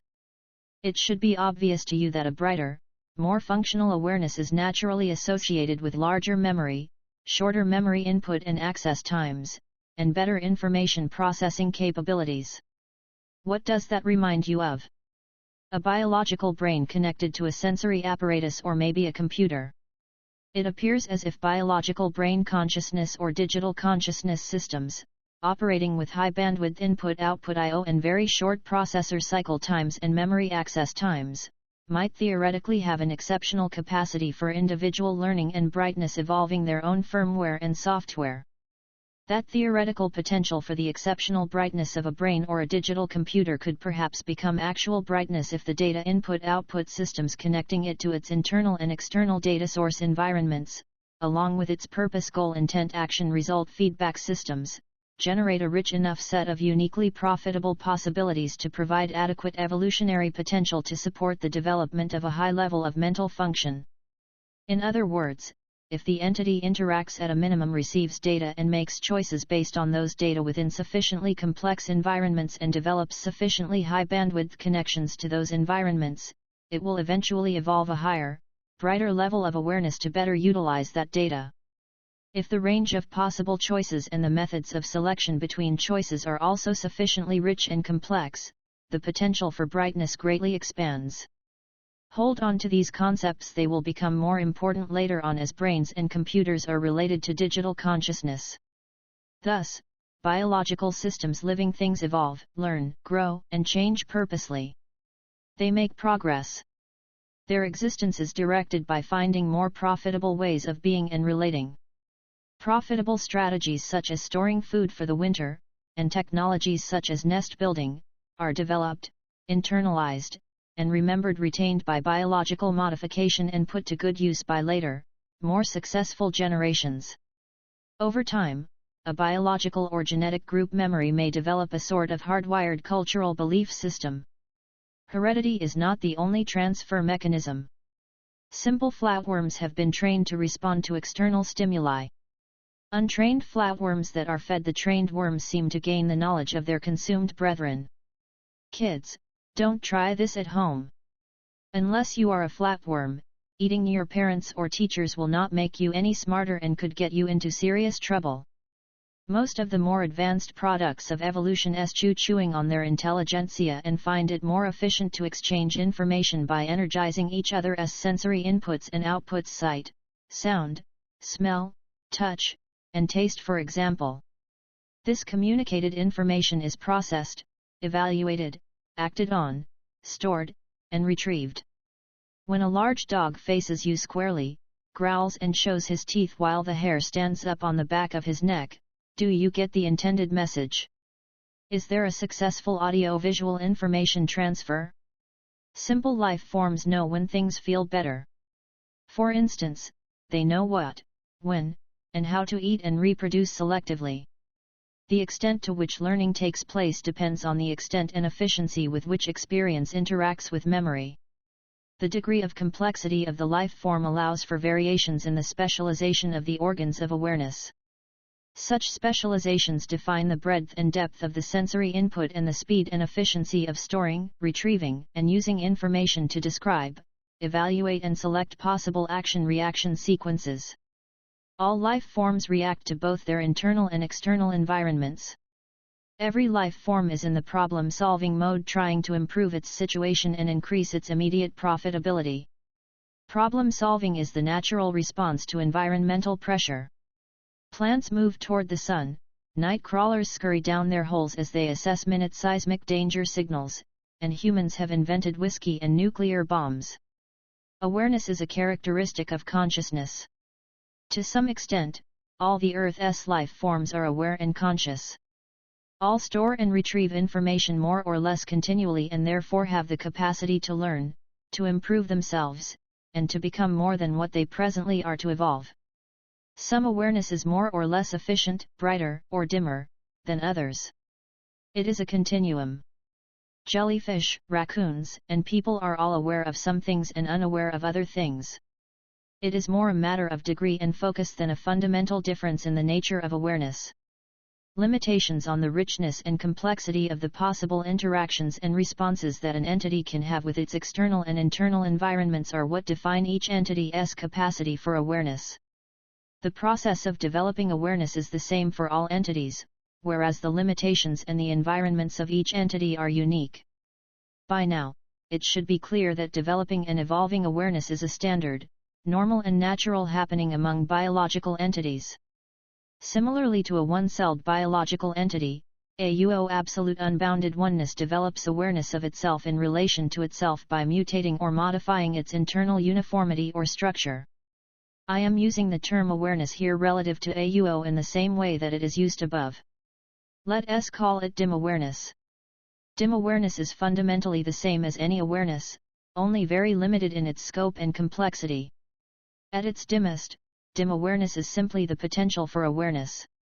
Consider the first simple multi-celled creatures floating in our oceans eons ago.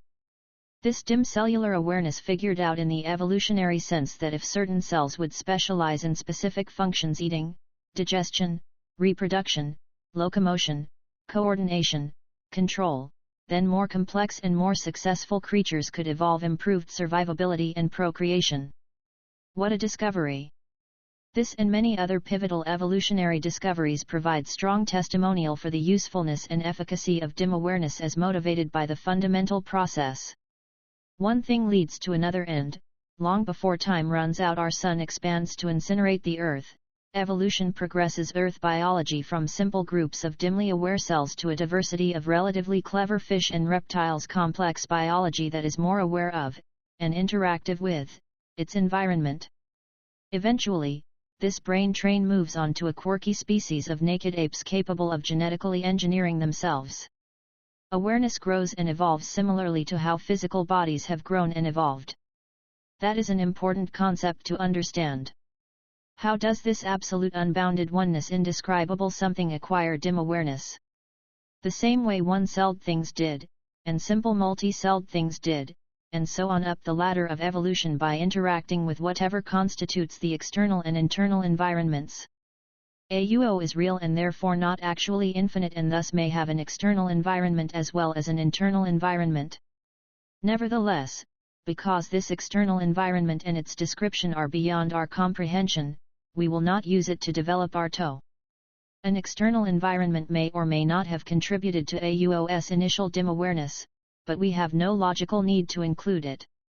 It is adequate for our purposes to assume that AUO interacts only with its self-mutation to gain dim awareness. Developing awareness is the natural result of a self-modifying entity applying the fundamental process to challenging environments internal or external that contain large numbers of multiple possibilities. Awareness at the cellular dim level evolves naturally from the existence of a rich and varied array of available potential states. These states are generated by direct choice, random events, and dumb luck being at the right place at the right time with the right stuff.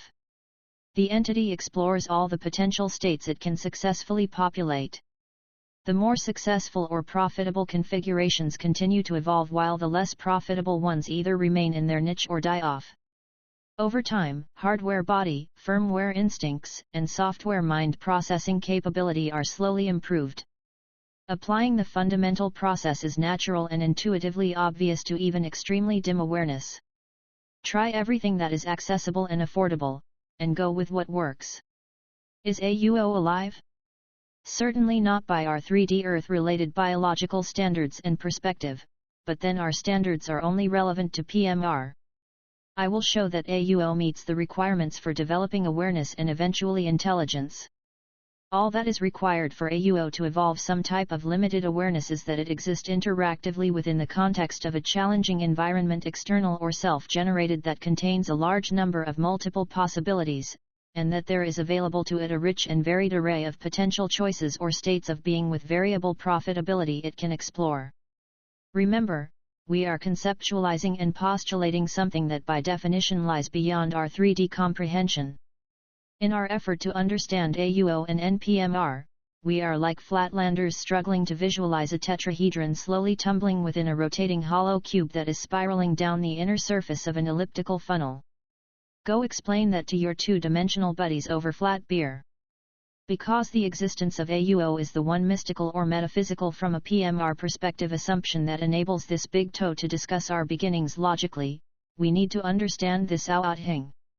In some ways, AUO can be thought of as roughly analogous to the first biological cells from which many of our planet's living things evolved. AUO was dimly aware of itself in the same way that primordial biological cells were dimly aware of could interact with themselves and their environment. Where did AUO come from?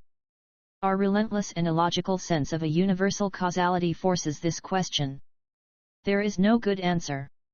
The best bad answer: AUO came into existence the same way those first biological cells did. Good luck eventually ran into the right ingredients at the right time with a supporting environment and perhaps a spark of some sort of mental energy thrown in for good measure. I truly do not know. AUO's origins lie beyond the logical reach of our understanding. Our PMR causality can offer no rational input on its own beginnings, much less AUO's beginnings. The only logical failure is in the asking of the question. Where did the ingredients, the environment, and the spark come from?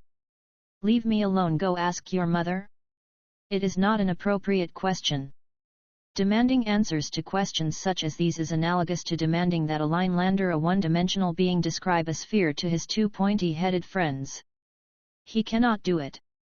He does not have the capacity to comprehend spheres because of the fundamental limitations of his existence and his reality. The question is simply not relevant to his reality or to his existence. Likewise, intestinal bacteria cannot understand the stock market or the properties and value of sunshine. These are beyond rational consideration for intestinal bacteria. We humans are in the same position relative to the origins of AUO. There are some things, which may affect us indirectly, that we do not have the practical or theoretical ability to perceive or understand. Denial of that fact, or at least that possibility, may change our perception of reality and support our needs, but it cannot change the nature of reality. You should continually work on developing scientific data about what you can understand while avoiding making assumptions and creating beliefs about what you cannot understand. Appreciating your limitations is the first step toward both knowledge and wisdom. From some limited perspectives, like the perspective of our space-time PMR universe, the answers to some questions cannot be comprehended or conceived. You have to live with that fact. Metaphysics, mind, and a careful exploration of the subjective offer a less limited perspective that goes a step or two beyond our current objective science, but go too far beyond that, and truth dissolves into speculation while speculation degenerates into fantasy. To be sure, conjecture can quickly wander into fantasyland if it does not remain connected to a rational foundation of objective, measurable truth data. How well the model performs is what lends credibility to the assumptions made at the beginning. Save your judgments until later. You will discover by the end of Section 5 that everything we do in this reality seems to follow is in the image of, one might say, a UOS pattern of being. It will become clear that our existence, being, and evolution are an expression of, and the result of the existence, being, and evolvement of AUO. Our individual consciousness reflects the pattern of AUO as a piece of a hologram, or each individual element of a large fractal design, contains the pattern that defines the whole. If the evolution of our consciousness and our physical reality is a reflection of AUO's evolution, it would seem reasonable, as one can be addressing this issue, that AUO's evolution should exhibit similar processes to our own. The actual reasonableness of that statement depends on how closely we followed AUO's original pattern. AUO is primary consciousness, we are derivative consciousness. It is not unusual that a child might resemble its parent. 26 The evolution of AUO. Who is that masked consciousness thing, and what can it do? At this point in our exposition, AUO is apparently the only thing that exists, no space, no time, and its dim awareness interacts primarily with itself, in relation to itself. To be more accurate, AUO is apparently the only thing that exists that is interactive with, or relevant to, our reality or us. What may or may not exist beyond AUO is also beyond relevance to us. Thus, for now, we can ignore any hypothetical external supporting environment, or conceptualize it as a non-interactive void whether it is or not. What else do we know that can exist outside the bounds of space and time? If you think about it for a moment, you will immediately become dimly aware that thought, mind, consciousness, or spirit are the only things known to us that are not bounded by our time and space. AUO is primordial consciousness. Could our individual consciousness as well as the physical universe be related to, or derived from, AUO? Absolutely. A quick glance forward may provide a more solid basis for you to properly structure the concepts that are now popping up in front of you. Sometimes it is easier to make sense out of what you are doing if you can see where it is leading. As this big toe slowly comes into focus over the next 3 sections, you will eventually come to realize that consciousness is the basic media from which reality is formed, the fundamental non-material material of existence. It will also become apparent that a more structured form of this fundamental primordial consciousness energy can reasonably evolve into an ultra-low entropy consciousness that can generate the operative digital mind required to animate and define the content of our larger reality. Consciousness provides the basic organizational energy from which all individuated existence is derived. It provides the self-modifiable form, function, and potential energy the fundamental process of evolution optimizes. Eventually, something analogous to cell specialization evolves within AUO to create internal dimensions that support various realities populated by individuated units of consciousness. The fundamental process drives change at all levels, including the growth opportunities that eventually define individuated consciousness content such as yourself. By the end of Section 5, you should understand how our physical reality, including you, is created, the process by which it operates, and what purpose it serves. You will also better understand the non-physical dynamics underlying your physical existence as well as the nature of both personal and public reality. I do not want to get too far ahead of my story lest it tempt you to jump to conclusions that are wrong-headed and in error even though they might seem obvious at this point in the unraveling. Let us be careful not to fall into an anthropomorphic trap. I am not implying that AUO is or ever becomes conscious or sentient in the same way that a human being is conscious or sentient. I am implying that AUO is or represents primordial consciousness, an energy form that, like Earth's early carbon-based bioforms, has the potential to evolve awareness. AUO represents the primordial substance of consciousness itself, not the attribute of being conscious. Consciousness is the result of evolution offering profitability to a self-organizing complex system of relational digital content. Another way of conceptualizing AUO is as an apparently infinite potential energy. The potential energy of digital consciousness is the potential to self-organize, which is derived from the potential of a digital system to reduce its average entropy through evolution. A system able to lower its entropy through self-organization will eventually host some level of consciousness. Over the next several chapters we will see how a digital model of highly aware consciousness can be derived from a single monolithic consciousness system that is driven to ever lower values of average entropy, higher values of usable energy by the requirements of evolutionary profitability. What can AUO do with itself to create the stimulating environment that drives evolution, and how did it figure out how to do this? It figured out how in the same way those biological cells did.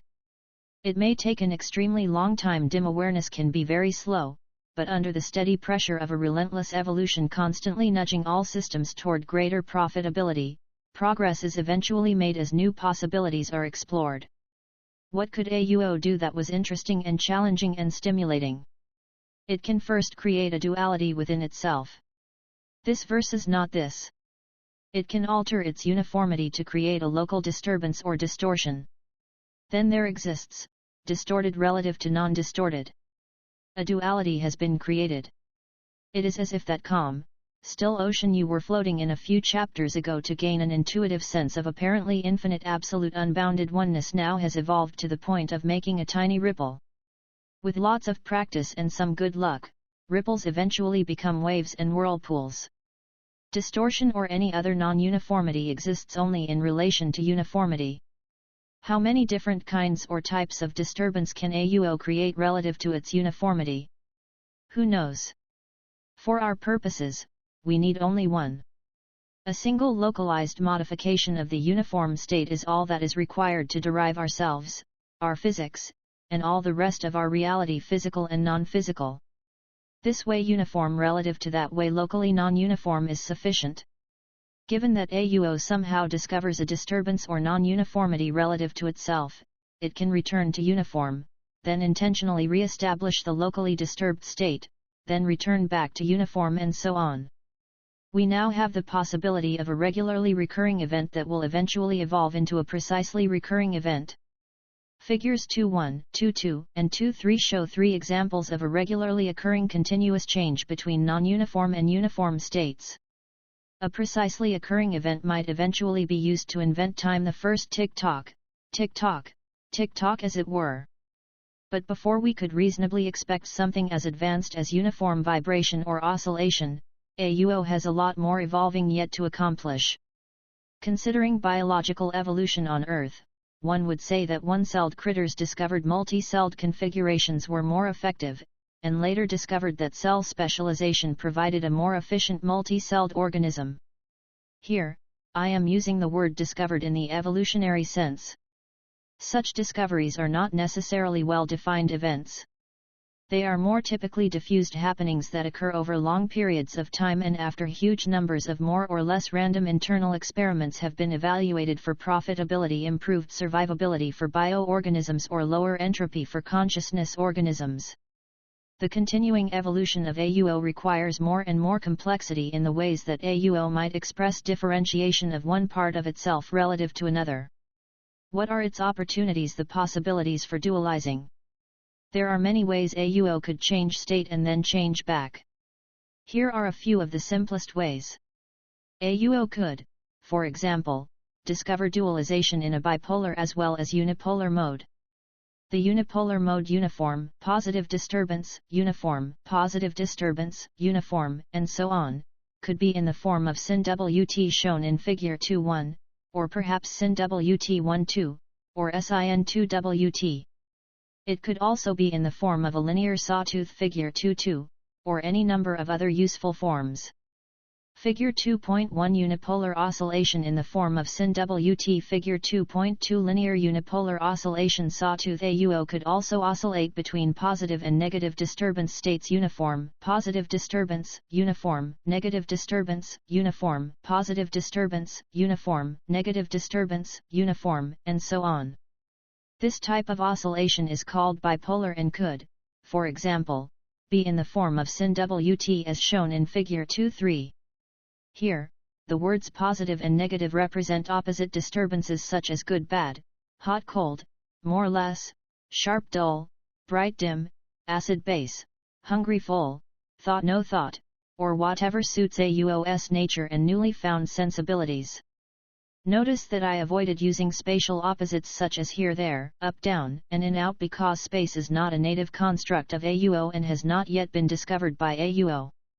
Figure 2.3 bipolar oscillation in the form of SIN-WT. If math trigonometry functions such as SIN-WT or SIN-WT are not a part of your everyday reality, do not be concerned. They are not particularly important to understanding the binary nature of disturbed versus not disturbed.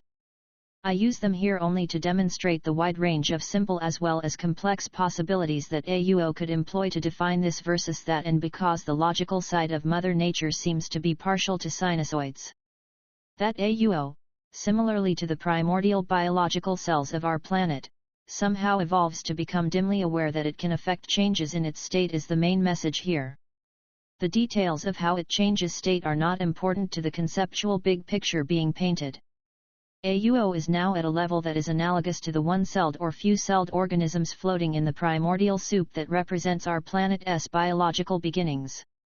In fact, in honor of this analogy, let us call this singular relative disturbance in AUO a reality cell. As the fundamental process dictates, awareness, however dim, always creates ever more possibilities for itself to explore. Likewise, complexity, however simple, always generates greater possibilities for the evolving entity to investigate. Thus, as evolution would have it, AUO eventually discovers it can simultaneously create two disturbances relative to its seemingly infinite uniformity, then 3, then 4, then hundreds, then billions, then. After all, an approximately infinite, practically unbounded oneness should easily manage and support quantity far beyond our comprehension. We ourselves are composed of billions upon billions of cells. Continuing our analogy with biological systems, AUO is now at the stage of a huge multi-celled but still very simple behemoth. Here a cell, there a cell, everywhere a cell. Reality cell, that is, but no structure, no order, no specialization of function yet. Growth in the type and number of reality cells should be sufficiently challenging for a long time because each increment of growth creates new possibilities for new configurations of the larger system.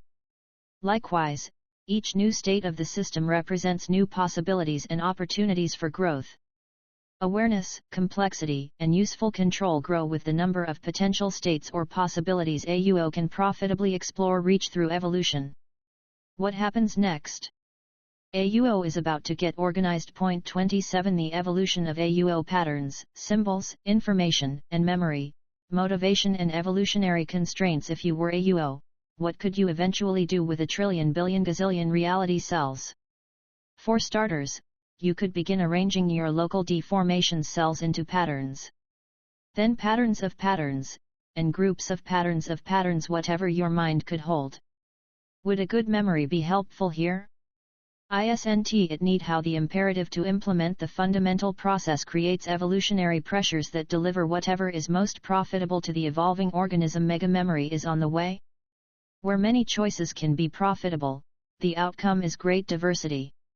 To get a glimmer of the potential of AUO organizing its cells into multiple levels of patterns, look at what William Shakespeare accomplished by arranging and rearranging only 26 letters of the English alphabet. Consider the contents of the Library of Congress, and this book you are reading together. They represent a tremendous output from simply rearranging 26 letters of one language into groups of patterns. If every word ever written or spoken in any language were stored utilizing binary reality cells as memory using distorted versus not distorted, in the same way computers use zeros and ones to represent letters and numbers, AUO would have used up only an infinitesimal percentage of the available reality cells. Such is the nature of seemingly infinite unbounded oneness. It seems limitless, its capacity, relative to ours, appears infinite. I do not say that AUO appears to go on endlessly and forever, because applying our space and time constrained words and concepts to ideas far beyond their reach creates confusion and paradoxes. AUO cannot be conceived of in terms of space and time. Yet we 3D creatures of limited knowledge must use the tools and modes of conception and communication that we have and stretch them to reach out to the unknown that lies beyond our horizon. It is important not to let our words and their implicit PMR conceptual limitations trap us into believing that reality is, by definition, fully contained within 3 spatial dimensions and restricted to what we can physically perceive. By now AUO is, or parts of AUO are, considerably less dim. Continuing with our biological analog, it is now time to diversify and specialize. Within biological forms and functions, diversification and specialization are primarily driven by 2 basic pressures: survival and propagation. Applying the fundamental process of evolution to biological systems creates these pressures, as well as creates the various individual strategies that are designed to respond to these pressures.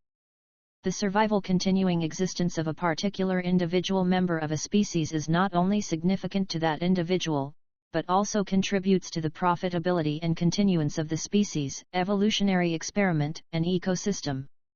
Each individual, besides being an autonomous entity, is an integral part of a larger system. Nothing stands alone, disconnected from the rest. To misquote John Donne, no man or bacterium is an island. During the 18th, 19th, and first half of the 20th centuries, humans, in a typical display of little picture self-centered arrogance, believed they stood alone above all else, particularly in the rapidly industrializing West. Many, whose economic dynamics are still at the front end of the Industrial Revolution, continue to feel and act that way. That is easy to understand. Industrialization is a process that in the short run turns natural resources into wealth, power, and a higher standard of living. Unfortunately, short-term profitability often drives non-ecological utilization of resources. Rapid industrialization is a very difficult package to turn down for the sake of ecological responsibility, especially if you are one of the last looters to get to the scene of the riot. To update and urbanize an old maxim, the early looter gets the best TV. Furthermore, the early looter is also the least likely to get caught and face the consequences. It is an obvious fact that the easiest way to get some quick cash to support an immediate higher standard of living is to mug Mother Nature as she walks through her park. Fortunately, she is an exceptionally hardy and charitable sort and gracefully tolerates our abuse up to a point. However, to pass that point is to trade an endless supply of golden eggs for a single goose dinner. Even if you are extraordinarily hungry, that is a stupid trade. As the bigger picture of a global ecosystem has come into view, some have realized that we have responsibility as well as rights of plunder by virtue of superior force. A viable and stable ecosystem must achieve and maintain balance. That we humans have the capability to seriously disturb that balance is the source of our responsibility. Our natural environment does not constitute the only global ecosystem. Eventually, among the human population, we will discover and learn the rules and dynamics of global technological, political, social, and economic ecosystems. In global systems, individual players always have bit parts, yet all are vitally important, even from a system perspective. In general, the larger the system, the smaller the part any one participant plays. Each individual entity including you plays out its unique interactive part and absolutely affects the whole whether or not they are aware the whole exists. Same individuals and groups affect the larger system more than others and thus must assume a greater responsibility commensurate with their greater impact and influence. A complex ecosystem can maintain balance only if a great ability to use, exploit, and destroy is tempered by an equally great responsibility to conserve, replenish, and protect. Ability must be balanced by responsibility, force with caring, and fear with love. With great responsibility comes great challenges and great opportunity. The bigger your perspective and understanding, the more effective and productive you can be within your system. Your ability to take intelligent action depends upon the depth of your vision and the quality of your understanding. The smaller your perspective and understanding, the more likely you are to inadvertently shoot yourself in the foot. Low-quality consciousness does not see the big picture and makes short-sighted decisions for near-term gain. To a being of low quality, feel good appears more important than do good, which appears more important than be good. There is no rule that requires evolution to optimize profitability through only random trial and error activity. We are allowed to use our brains. No kidding, we actually are. I know there is little hard evidence to support that assertion, but a bigger perspective and understanding of the larger system and our optimal interaction with it and responsibility to it is well within our intellectual capability. Theoretically, we humans are intelligent and educable. However, let me remind you that intelligence and education are attributes of individuals, not groups. You cannot pass the buck or abdicate your personal responsibility, rely on somebody else to solve a shared problem without becoming part of the problem. Large ecosystems come in layers. To capture the point of this discussion, you must generalize the above thoughts to a much bigger picture. We are participants in an evolving consciousness ecosystem. The consciousness system in which we participate is the mother of all others. It is the largest, most complex ecosystem we can interact with. It supports all other ecosystems. Our physical universe is a small virtual habitat within this larger consciousness system. The same ecological issues, concepts, conclusions, and lessons learned that we discussed earlier in this aside apply directly to you and your relationship to the consciousness ecosystem. Science is science, the principles are the same. Reread this short aside with each observation about us and our physical ecosystem being applied and reinterpreted to describe our interaction with the larger consciousness ecosystem. You will gain a new perspective. Any species, or any evolutionary experiment, continues to fulfill or actualize its future potential until there are no more significant potential states to investigate and the fundamental process grinds to a halt. The experiment is over, at least temporarily. This does not necessarily imply extinction, just that no future progress, growth, evolvement, or experimentation takes place until new external or internal conditions create new significant possibilities. In biological systems, the imperative or urge to implement the fundamental process is naturally energized and guided by the profitability of survival and propagation. For evolution to remain viable within a system, the system must maintain a continuing set of significant, useful, or profitable choices and possibilities. Specifically, for biological systems, evolution remains a viable process only if the biological organisms continue to survive and propagate. Nevertheless, survival and propagation are not the only test of evolutionary significance or profitability of biological organisms. Both extremes of biological evolution are not explainable by positing survival and propagation as we generally think of it as the main motivators of choice. The first small groups of biological cells had no enemies. Even the environment became friendlier over time and they weren't interested in eating each other, not yet. Life was simple and good. Toward the other end of the evolutionary spectrum, many humans are likewise no longer focused on survival issues on a daily basis. Technology intervenes in our behalf. For example, almost a fifth of us in the Western world have a genetic vision impairment that is correctable by technology, wearing glasses or contacts. 10,000 years ago such a defect would have made us much less survivable. Are our modern bespectacled brethren still dropping like flies because of their inferior visual equipment? Is evolution weeding them out as genetically inferior? Does having to wear glasses or contacts make it more difficult to survive, find a mate, and propagate your genetic material? A little perhaps, but not as much as it used to. Some futurists picture us as evolving into people sporting large brainy heads with spindly arms and legs, our physical weakness both created and overcome by technology. If survival and propagation were the only measures of evolutionary significance, why would we need such big brains? Have we not dominated our competition with the brain we have? We have only one natural enemy now, ourselves. Perhaps we need bigger brains to avoid self-destruction. That proposition doesn't make us seem very smart. It is our brains that make us so destructive. A bigger brain, as the solution to the excesses of a bigger brain, is hardly a logical solution. I have read somewhere that we use only a fraction of our brain's capacity as it is. Bigger is hard-pressed to justify greater evolutionary profitability. It is not a lack of intellectual capacity that is at the root of humankind's self-inflicted difficulties and dysfunctional behavior. The fundamental problem is the lack of quality in consciousness. Quality is the issue, not quantity or capacity. We obviously have more processing capacity within our consciousness than we have the quality, maturity, or wisdom to put that capacity to good use. As a species, we are out of balance, and that is not good. Mother Nature, who is talented at evolving interdependent complex systems, always produces self-balancing systems.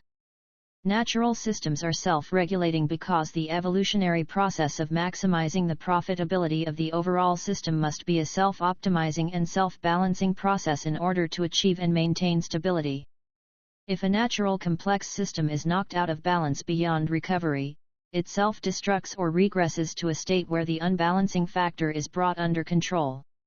Growth toward an out-of-balance condition within a complex natural system will eventually be eliminated one way or another. Future growth moves the system toward balance, the system regresses to a previous stable state, or it self-destructs. Within biological systems, the most obvious example of an unbalanced system leading to self-destruction is a quickly growing cancer.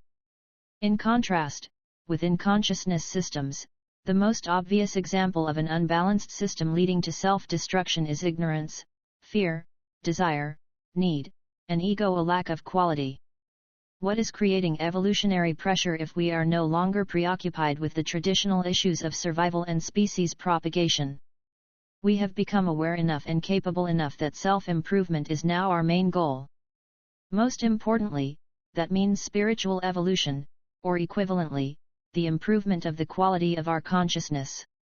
Self-improvement could also mean the development of science and application of technology that might eventually result in spindly arms and legs, or merely developing a more civilized civilization. It could also mean something as quick and direct as human genetic engineering. Self-improvement is the result of an internal pressure created by the fundamental process. Evolution expressed through a high level of sentience becomes the urge to grow, reduce entropy, the drive to increase profitability, and an inherent dissatisfaction with stagnation and decay increasing entropy. Stagnation is at best an astable state for any life form. Typically, if growth is halted and does not soon resume, decay sets in. The internal environment produces the evolutionary pressure of self-improvement for the sake of greater individual and system profitability, while the external environment specifies system constraints. Clearly, self-improvement represents the major evolutionary pressure driving change in contemporary humankind, as well as the original clumps of cells in the primordial sea. Take note that inside environments can be a significant player in the evolutionary process, and that survival and propagation are not the only important variables in the profit calculation supporting PMR evolutionary dynamics. Profitability is a matter of dynamic evolutionary circumstance that is wholly dependent upon the nature of the inside and outside environments. Whether or not a driving evolutionary force leads to a more profitable or less profitable state for any particular self-modifying and evolving system depends on the collective choices made, path chosen by that specific system. There is a bigger picture in which our overall profitability equation is shown to have additional terms beyond PMR-related survival, propagation, and self-improvement that you will understand much better after you have completed sections 3, 4, and 5 of my Big Toe. For now, keep your skepticism healthy, your mind open, free of beliefs, and realize that it is much too early to jump to conclusions. There will be plenty of time to do that later. Our level of awareness has delivered us to the point where we have within our grasp the potential to dramatically affect the direction and speed of our evolution. However, to use this potential to improve the profitability of our species within the larger system will require a dramatic increase in our ability to integrate technology with wisdom at the point of individual application. Without a doubt, improving the quality of our individual and collective consciousness is the most important and critical aspect of self-improvement evolution facing the human race as we move into the 21st century. Balance is always important. If our technical know-how gets too far out in front of our ability to apply its results wisely, we will lose our balance and fall flat on our face, perhaps irretrievably. Ours is a particularly critical time. The choices we make during the next half-century will dramatically affect the outcome of the next half-millennium. Improving the quality of our consciousness is, and always has been, fundamental to our evolution, but today it is also critical to our survival and to the continued success of the Homo sapiens experiment. If we accomplish a significant improvement in the quality of our consciousness first, if we can lead with our quality, the rest of our options will be guided by our wisdom and we will leap boldly ahead. If, on the other hand, the quality of our consciousness lags, and we do not accomplish a sizable measure of spiritual growth first, we will have the cart in front of the horse, so to speak, and it is going to be a wild and dangerous ride. Isn't the evolution of consciousness a fascinating process? I suggest that we invest some serious effort in improving the quality of our consciousness. I also suggest that we fasten our seat belts. We have been discussing our biological evolution because it is best to start with something basic that we at least think we understand. In doing so, we have defined the concepts of evolutionary pressure and specific criteria for evolutionary profitability. Having done that, it is obvious that survival and propagation are non-issues to an absolute unbounded oneness. Instead, it is self-improvement, the reduction of system entropy, that provides the evolutionary pressure and profitability criteria that guide AUOS evolvement. In order to understand the natural pressures that drive AUOS evolution, we must first understand how consciousness improves itself by achieving higher levels of internal organization entropy reduction. Let us review the evolutionary process. After the first step of exploration into all possible states, the second step is to assess which states are profitable or significant and to continue to explore those valuable states while letting the losers go. Do not imagine that evolution, or an evolving entity, makes rational, cognitive choices using specific criteria that define profitability and significance, such as lower entropy, survivability, and propagation. Though I may use that language construction as a convenience, be aware that evolution must begin as a natural, not a cognitive or intellectual, process. Only after a certain level of awareness, competency, and tool use has evolved can evolution be influenced by individual intent. Potential or possible states are continually explored. Those that happen to lead to reduced profitability, self-destruction, or dead ends are the losers. These losers either remain as they are or degenerate if there are no more unique possibilities or viable existences to explore that are also good investments. Every evolving complex system will eventually either keep growing, entropy decreases, or run out of evolutionary gas, entropy increases or stays the same. This is true of all large complex systems, consciousness systems, Earth's ecosystem, the solar system, technological and organizational systems, computer systems, the Internet, and biological systems including physical human beings. However, keep in mind that evolutionary potential is dynamic. Investment opportunities come and go as evolution continually modifies the system upon which it operates. Change one thing and everything is affected, including the external and internal environments of the individual entities that make up the system. Change is constant, and often chaotic. As long as there are large numbers of complexly interacting self-modifying entities, there will be evolving systems of those entities. Survival and propagation represent the external pressures or constraints of a biological environment. Thus, if a particular complex system is biologically based and has constraining issues such as survival and propagation, choices relative to these constraints can put certain avenues of exploration out of business. On the other hand, where there are few external constraints and no competition is defined, individual systems, and systems of systems, simply continue evolving as long as they have some place to go. Thus, with fewer constraints, evolution delivers more diversity because there is always some place to go. For example, there were few constraints placed on offensive or defensive survival strategies or on modes of locomotion for biological life forms. Consequently, we observe many types of survival strategies and modes of locomotion among the creatures born to Mother Earth, as well as many variations within each type. AUO naturally has few constraints, and therefore is granted great freedom of form and function in solving evolution's profitability equation. Winning evolutionary strategies are not based upon some predetermined specific criteria or profitability calculations, they just happen and persist. Losing strategies just happen and then fade away or stop progressing. No one performs an evaluation. I know this is difficult to fathom, but accountants and lawyers are not required to implement the fundamental process, it just happens. No doubt some lobbying organization is trying to figure out how to legislate mandatory legal and accounting services into the evolutionary process and then charge high fees, but so far, all life forms continue to evolve, change, and grow without professional help. In fact, Mother Nature so abhors bureaucracy that even if she gets raped, she will not call the authorities. However, there is little comfort in that fact for any of us because if the abuse she suffers goes too far, she will eventually get even count on it. And when she does, all within her reach will be equally punished regardless of culpability. On the other hand, as long as we are respectful, she is willing to let us have our way with her whenever desire and indulgence piques our insatiable appetites.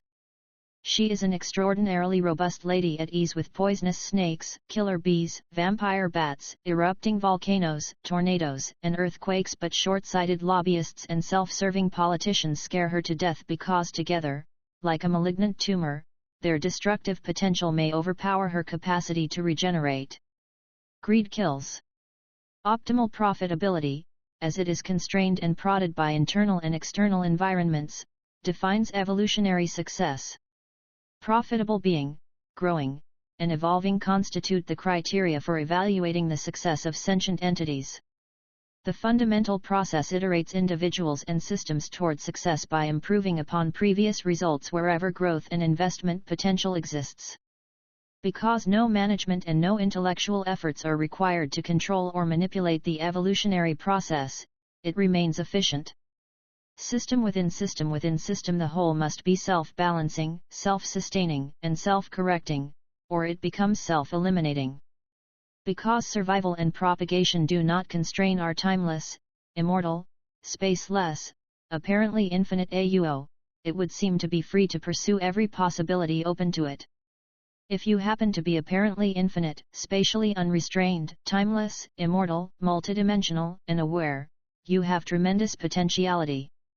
With so few constraints, there is almost no end to what you could do to keep yourself busy and avoid becoming dead-ended. It should now seem more obvious to you why the less constrained NPMRS should evolve a more varied set of life forms than the more constrained PMRS, but more about that later. A potential constraint on the capacity of a finite consciousness system might be the energy or focus that would be required to keep track of all the Gedanken experiments in progress. To maintain and profitably organize all the information required to support a complex interactive virtual reality would require a good memory or perhaps a big computer.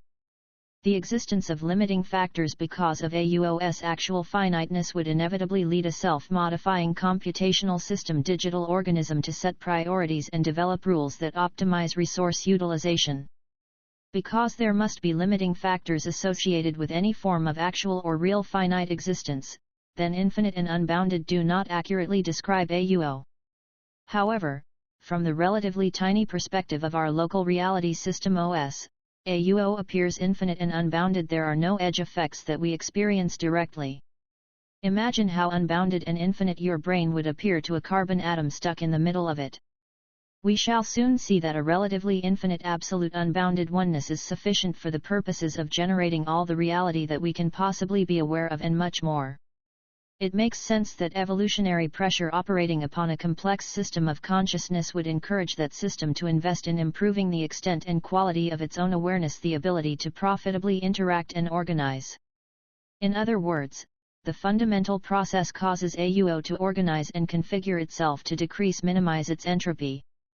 Equivalently, we could say the fundamental process causes AUO to improve and develop the potential of its being, the quality of its consciousness, the level, breadth, and depth of its potential. That appears to be similar to our mission, our reason for being, doesn't it? Does AUO's motivation and evolutionary purpose flow down to us? Of course, we are manifestations of it, so how could it be otherwise? We will hear more about that later. For now it is enough to understand that through increased complexity in relation to itself, AUO escapes atrophy and puts its limited energy ability to modify itself, to change its internal environment to the most profitable use, continually redefining and improving its overall capacity, quality, and awareness. AUO develops an awareness of its internal states and learns how to modify them to decrease its overall entropy. Other types of interaction and awareness related to AUO's external environments may also be evolving, but they are not directly relevant to us. Consequently, we will continue to ignore them because we cannot experience or understand their processes or their significance.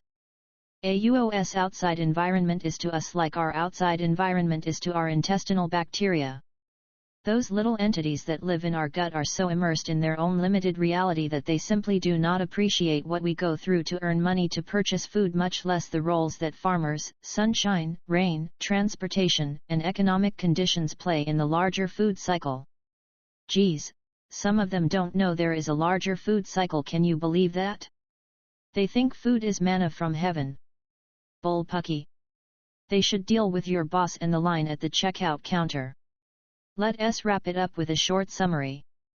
Devising and implementing ways to optimize the process of making self-improvements, as judged by AUO's immediate sense of profitability, leads to improvements in the quality of AUO's consciousness.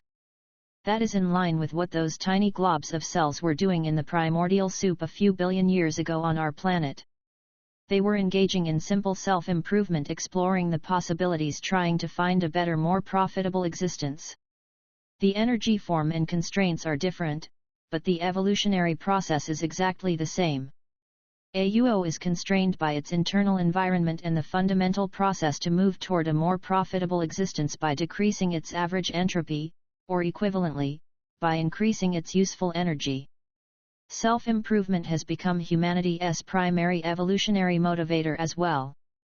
The external environment for humans is essentially subdued, consequently, we have become our only major threat. The greatest challenge to our species today is to survive the self-destructiveness of our own low quality of consciousness. We must now learn to master the internal environment. Our success at gathering knowledge and making tools has placed a great capacity to destroy in hands animated by low quality, underdeveloped, immature consciousness. The need for rapid self-improvement has become critical.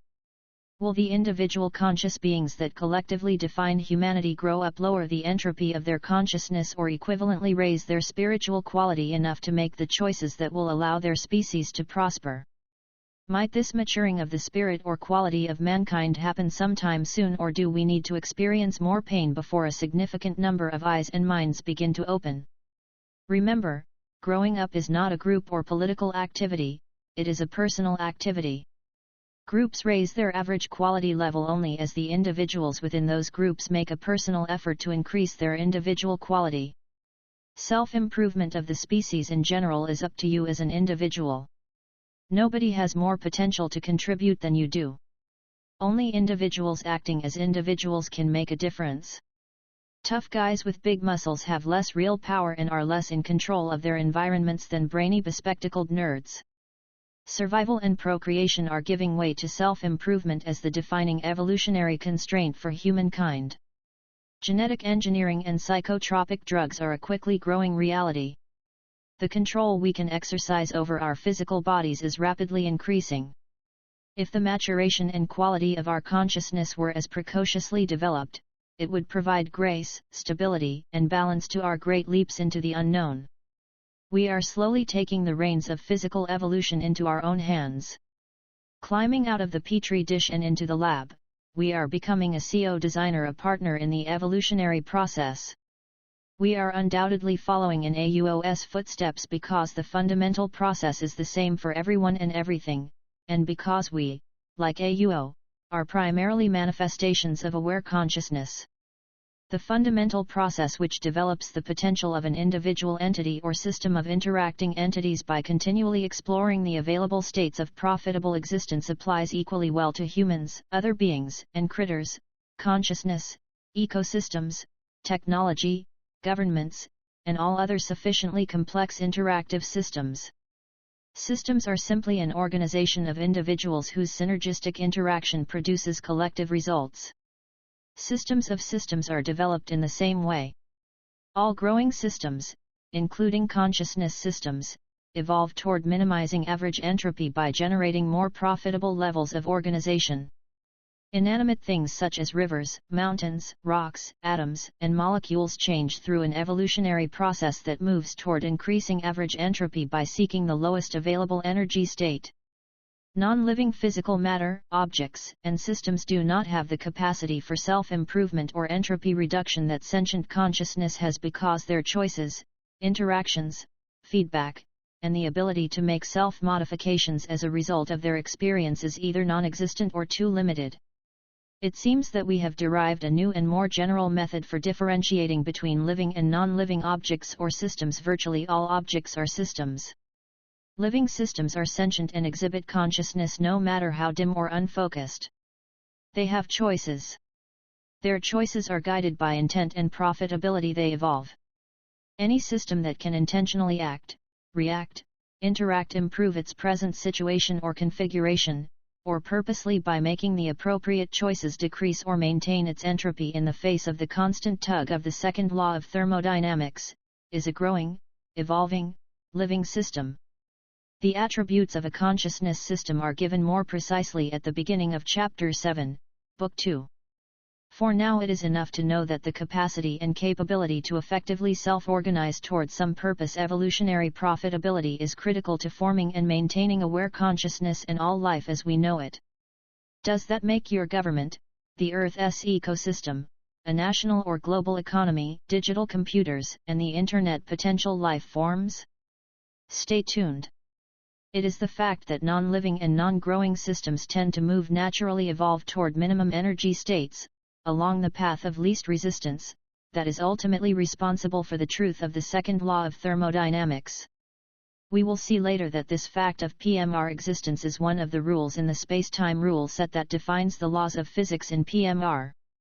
Later it will become clear that we are an integral part of AUO's evolutionary process, that we are evolving consciousness. Where is this AUO thing going? How do we fit into this picture, and what does AUO have to do with deriving physics, the meaning of life, our physical reality, or the big picture of the larger reality? Are we lost wandering aimlessly in the metaphysical desert? We are not lost, and the answers to these questions and many more will be forthcoming. Be patient, there are many basic concepts that first must be introduced before the big picture can begin to take shape. It is better to let these questions slow cook a while before we get back to them. Before results can be discussed, we need to follow AUO's evolution to its logical conclusion. That is it for the summary. I expect that questions are popping up in your mind like toadstools after a summer rain. To what end is AUO motivated to expend resources? What defines AUO's top evolutionary priorities? Mental capacity? Growth? Power? Curiosity? What turns AUO on? Art, science, knowledge, benevolence, love, entertainment, investment strategy, leisure, pleasure, or just having fun? Interesting questions to be sure, but also hopelessly anthropomorphic ones. Avoid the habit of thinking of AUO in terms of human attributes. There is a connection but attribution naturally flows from the parent to the child. Try thinking of humans in terms of AUOS attributes. Point 28 The evolution of AUO. The birth of the big computer TBC. Meet AUO, a gazillion reality cells, more or less randomly changing state, oscillating, appearing and disappearing. These eventually evolve into patterns and groups of patterns as awareness and complexity increase. Some patterns are more interesting and profitable than others. Recall that higher levels of organization leading to lower average entropy define self-improvement within a consciousness system. The fundamental process in interaction with consciousness produces an evolutionary pressure that pushes all consciousness entities toward self-improvement. The concept of an entity organizing itself into a more profitable ensemble of patterns and patterns of patterns returns us to an earlier discussion of how and why life forms diversify and specialize. Bacteria, guppies, alligators, kangaroos, people, arms, eyes, legs, breasts, brains, electric automobiles, the Internet, and representative government are just a few examples of the advanced biological world organizing itself into more profitable ensembles of patterns and patterns of patterns. If somewhere within the far reaches of your intuition the phrase patterns of patterns suggests some sort of undefined fractal process as the ultimate creator of complex structure, you are on the right track. Hang on, we'll get there eventually. Some patterns might indicate a subsequent or a preceding pattern or define pattern interaction. Rules are themselves none other than knowledge-based or experience-based patterns for the reliable definition, repetition, and interaction of other patterns. Rules defining the formation of patterns, as well as pattern interaction and relationship, would evolve naturally from the evolutionary pressure of self-improvement. With the concept of rules come the concepts of control and hierarchy. For instance, binary patterns of 1s and 0s, on and off, or for AUO, uniform and non-uniform can be used to do arithmetic, store information, and move data around between groups of cells. Simple binary patterns, and the rules instruction set defining relatively few operations, have evolved into today's computer technology. Unquestionably, it is the patterns of patterns and the rule sets that evolve to define, regulate, and order them that constitute the basic ingredients of almost everything we directly experience. For just one example, imagine a human brain's pattern of cellular organization, and its patterns of neuron and electromagnetic activity. For other examples, think of the city you live in, the economy in which you work, and the political and cultural patterns that order your life. Civilization is about ordered patterns defined by profitability and constraints, so is everything else, including consciousness. It may prove to be a useful concept to describe consciousness as made up of discrete fundamental units, quanta. Some minimum group of complex interactive reality cells would constitute a quantum of consciousness. Given that groups of reality cells are at the heart and core of consciousness, and given that the simplest form of a reality cell is a binary unit, then logic dictates that computers have the theoretical potential to become conscious devices. After all, they are made up of basic binary units that are like the reality cells that led to the development of consciousness, memory, and pattern processing within AUO. Clearly, having a collection of binary cells is not enough. That these cells interrelate, use and share information patterns of data, and modify themselves around some purpose or intent regardless of how dimly perceived is critical to the formation of a quanta of consciousness. AUO could specialize a small part of itself into gazillions of terabytes of memory because that would be an interesting and useful thing to do. Indeed, very useful. In the last chapter we concluded that evolving consciousness may be constrained by accessible memory. Evolving a memory and processing section could lead AUO to invent its own form of mathematics, which is nothing other than patterns, patterns of patterns, rules, operations, and relationships, a self-consistent system of logical process.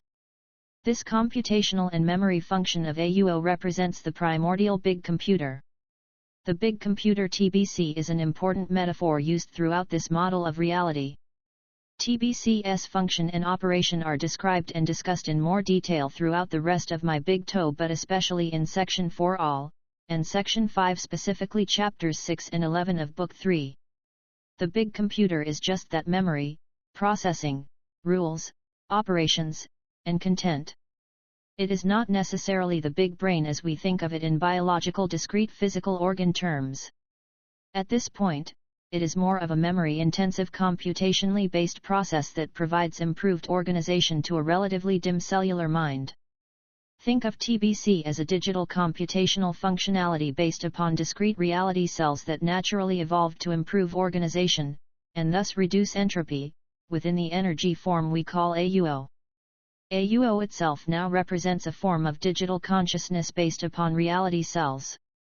AUO is able to reduce its entropy and brighten its awareness because it evolved gazillions of self-differentiated reality cells that eventually became organized into patterns of patterns, rules, and ordered processes, all maintained, tracked, and controlled by evolving groups of interactive binary memory cells whose actions and interactions are coordinated to facilitate a more highly organized and profitable system. Digital logic and memory are needed to apply the rules of interaction and to coordinate the whole toward greater profitability. Content sharing and intentioned manipulation evolves on the heels of digital logic, thus adding direction and purpose to the process. Purpose differentiates success from failure and provides the necessary rationale and direction to achieve lower entropy configurations that appear as system self-improvements. Think of TBC as a special-purpose digital processor and memory subset of a much larger digital consciousness. AUO is evolving specialized groups of cells in the same way and for the same reasons that biology-based physical critters did. The same fundamental process is universally applied to all interactive or interactive systems complex enough to be capable of profitable self-induced change growth. Nevertheless, the results of applying that simple process differ widely according to the capabilities and constraints that define each system. A system's capability is intrinsic to the nature of the system while its constraints are defined by its internal and external environments. Just as evolving non-living, non-growing entities naturally move toward higher entropy, consciousness naturally moves toward lower entropy. Dimness gradually gives way to brightness as entropy is lowered.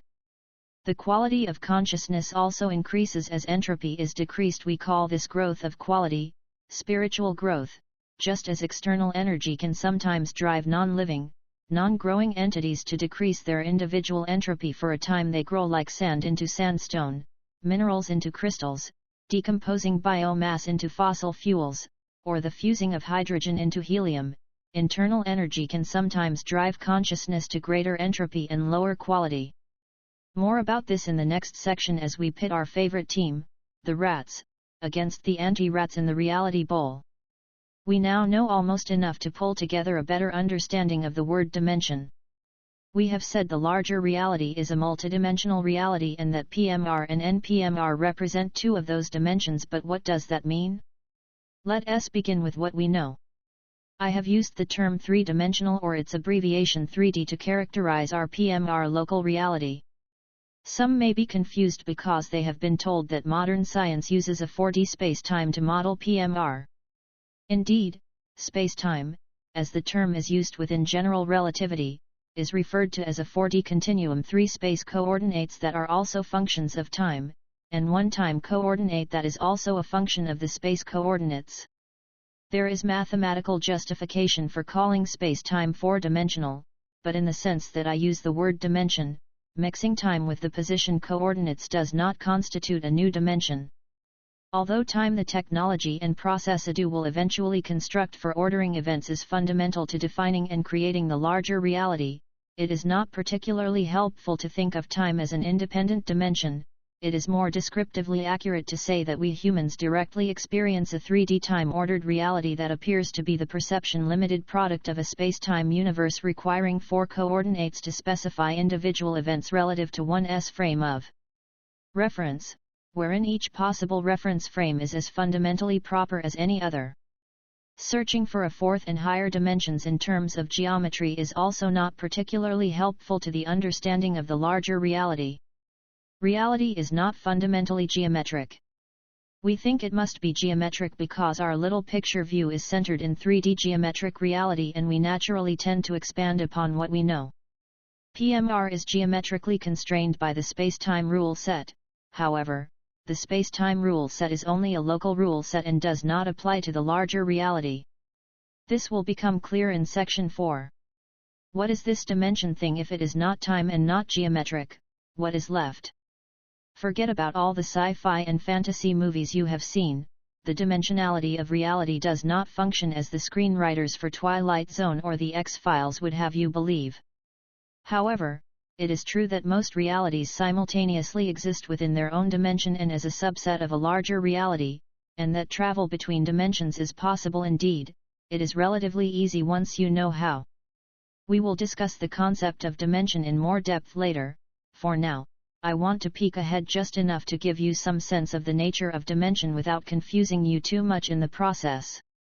Because the larger reality and the subset of the larger reality that serves as our local reality are constructs of consciousness, we could say metaphorically that they exist in mind space or thought space. Connect this with the idea that fundamental consciousness, in the form of AUO, is composed of reality cells and that reality cells may be employed as binary cells that are either in this state or that state. Binary cells, like transistors in a microprocessor or the ones and zeros on your favorite compact disc, are handy for creating memory, storing information, and supporting complex processing.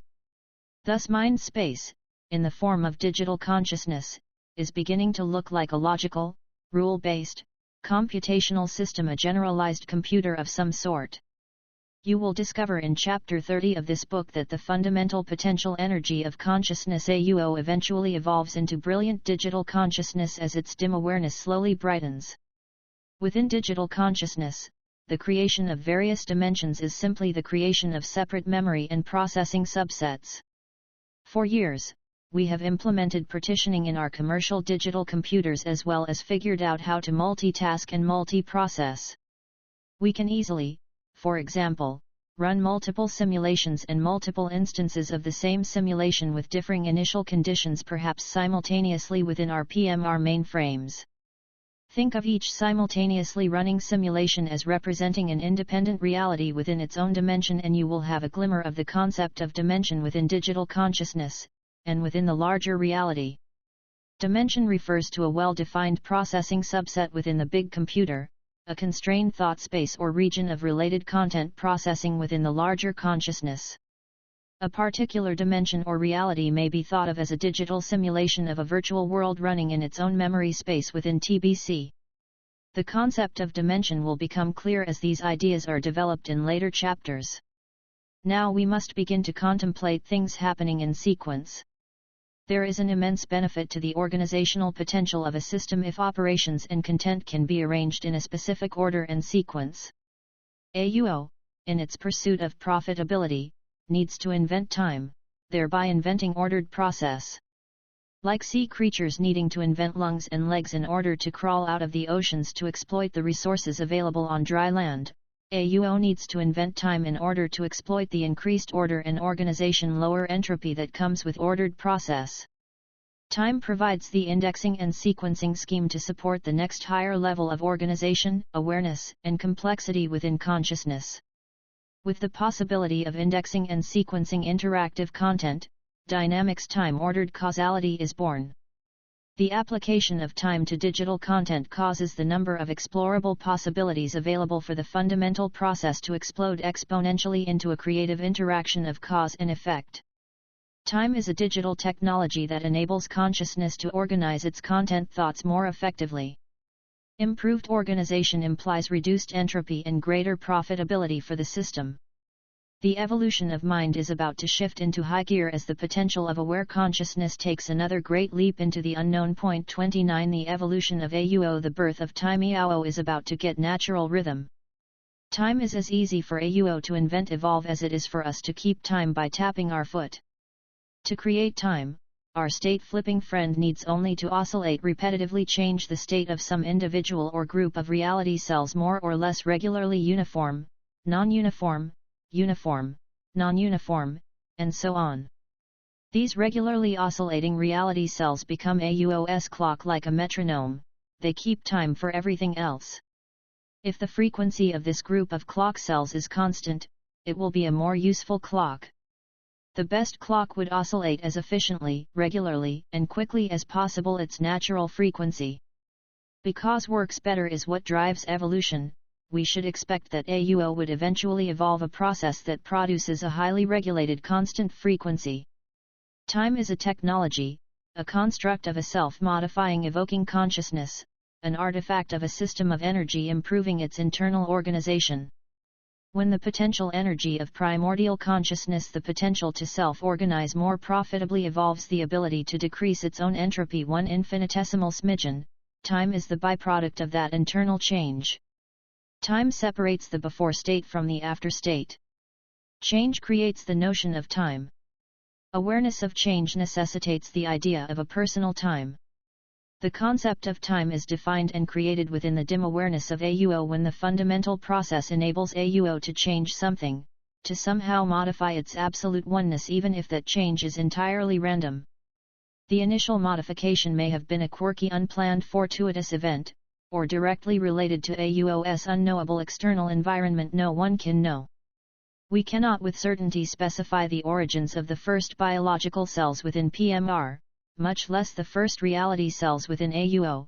That was a long time ago and we were not there when it happened. As I said in chapter 25 of this book, go ask your mother. It is not an appropriate question. Scrupulously avoid making assumptions and creating beliefs, pseudo-knowledge to fill in for what you cannot understand. Pseudo-knowledge is useless except as a pacifier for a needy ego. You and your intestinal bacteria must realize there are some things that you will never fully appreciate because they are, and will always be, beyond your limited reach. Appreciating your limitations is the first step toward obtaining wisdom. At the same time, creating apparent limitations where none actually exist by getting stuck in belief traps is a great waste of potential. Read the previous 2 sentences again. Do you see the importance of discovering big truth, and why you should spare no effort to clearly understand the difference between actual and apparent limitations? Make a note: the ability to accurately assess one's fundamental limitations differentiates the wise from the foolish. The incredible evolutionary profitability of time is immediately obvious. Ordered events allow sequences to carry and propagate content. Complex interaction and causal logic chains evolve as the beat goes on. Entropy is reduced. Time acts as a catalytic agent. It dramatically enhances AUO's ability to self-organize, thus speeding up the interaction between the fundamental process and consciousness. The evolutionary pressure of self-improvement moves consciousness toward higher quality and lower entropy states, which is equivalent to moving consciousness to brighter, more aware, and more highly organized internal configurations. Lower entropy produces higher quality, which means that the consciousness system has more energy available to do work to more profitably organize. 1 divided by the frequency of oscillation gives the period of one cycle. The period of a cycle is the time required to change state and then change it back again. 1 period is often used as a handy measure or unit of time. For example, the period of the rotation of the Earth on its axis is 1 day, and grandfather clocks use the period of a pendulum to count seconds. More possibilities and evolutionary potentiality can be generated if AUO's parts and patterns can communicate, if they can interact and be coordinated with each other like the arms, legs, brain, tail, and eyes of a monkey trying to snag a banana. Coordinated activity can both propagate and regulate patterns of content. Signals and messages can be passed from cell to cell as fast as one cell can change state in response to an adjacent cell changing state. If the patterns encode meaning as are patterns of neurons, letters, and words, gestures, or sounds do, soon AUO has parts of itself communicating and sharing data with other parts. Imagine something roughly analogous to a biological nervous system communicating between body parts using sequenced patterns of neurons. Do you find it an interesting concept that our central nervous system CNS, which includes brain, nerves, neurons, synapses, and electrical charges, mirrors consciousness in its information transfer processes? Contemplate the close connection between our central nervous system and our consciousness. The CNS is a highly constrained physical analog of consciousness functionality. The CNS hosts our consciousness as a computer hosts an operating system and applications. It serves as a transducer, a data port and bidirectional translator between the virtual experience of the physical body and the individuated non-physical consciousness that defines your existence and motivates your intent within the larger reality. It is reasonable that the mechanisms of data processing and information transfer that take place within the cell-based mind we call AUO are similar to information processing and communications used by the CNS. Imagine a sophisticated top-end mainframe computer being, among other things, connected through a simple interface to a bank of custom-made sensors. Because the CNS evolved to be the interface between the perception of physical experience and the consciousness of the perceiver that it hosts, it is reasonable to expect the communications technology on both sides, physical and non-physical, of the interface to be highly compatible, which usually implies some functional similarity. Our view from the physical side of the interface is no doubt severely limited, but after we more fully understand how the brain and CNS works, we will perhaps have a small, physical, highly tinted window through which we can peek at it. Please purchase a personal license to remove this message. The mechanics of the processes within non-physical consciousness, the same processes through which the larger reality is eventually expressed. The technology of AUOS clocks could get complicated. We know for sure only that AUO can make one terrifically good clock in order to produce, regulate, and integrate patterns, and patterns of patterns of patterns. Evolution, through the fundamental process, creates the optimal clock solution for AUO, whatever that is. The details are not that important. Do not be intimidated by sinusoids or by the mathematical expressions that were given as examples of oscillating functions in Chapter 26 of this book. All you need to know is that a cell-based digital AUO can readily evolve an adequate clock regularly oscillating group of reality cells to meet its evolutionary needs. The upper limit on the speed with which a given message can be propagated is determined by how fast a single reality cell can change state. This maximum state change speed is directly related to the minimum clock time of 1/2 cycle or 1 quantum of AUO time. A full cycle would require a reality cell to change state and then change back to the original state. In other words, the maximum speed with which a cell can normally change state provides the definition of the smallest unit of time our AUO clock can directly measure. This minimum time unit is defined as the fundamental quantum of time. I can see that many of the technoids in the reading audience have their hands in the air. If the state change is smooth and continuous in the form of sin-wt, for example, the smallest practical unit of time can be reduced to the smallest discrete portion of a state change dwt that AUO can consistently and accurately measure, be aware of. However, that is a technical detail that is of little importance to the big picture. Above, we have been using words such as adjacent and speed which denote distance or space, but space is not yet defined. These words are only metaphors, do not take them literally or you will be thinking anthropomorphically, back in habitual 3D concepts, believing that AUO takes up space and exists out there somewhere, somehow, in a different place apart from us. Consider the speed of your thoughts, the space between consecutive or adjacent ideas, or the patterns of thought in your skeptically open mind. Think about multiple, simultaneous, or regularly occurring thoughts and about having thoughts simultaneously exist in the foreground and background of your mind. Great big thoughts and little tiny thoughts are not spatially large or small. We must guard against imposing our extremely limited 3D conceptual patterns as well as our sense of time and causality on AUO. The constant evolutionary pressure to maximize profitability by reducing entropy made AUO progressively more complex and self-aware. Biological organisms went through a similar process. The more awareness and complexity an individual entity or system creates through evolution, the more potential states and possibilities there are to explore. Learning, growing, and evolving are often accelerating processes. The actualization of a given potential gives birth to a greater potential that gives birth to an even greater potential that, because the birth survival propagation death process, which absorbs an enormous amount of our time and energy within PMR, is not part of the consciousness evolution process, the acceleration of the evolutionary process is much greater for a consciousness system than a biological one. Without a body to drag around and care for, AUO travels light and moves fast within a much larger set of possibilities. For example, education and learning is a bodiless process that obviously accelerates. Given a constant level of intelligence, the more someone knows and understands, the more quickly and readily he or she can know and understand additional related material. The rapid increase in the complexity, value, power, and pervasiveness of technology provides another clear example of a bodiless evolutionary process, the expansion of knowledge and technical expertise that clearly demonstrates evolutionary acceleration. The rate of technological evolution has been increasing for hundreds if not thousands of years.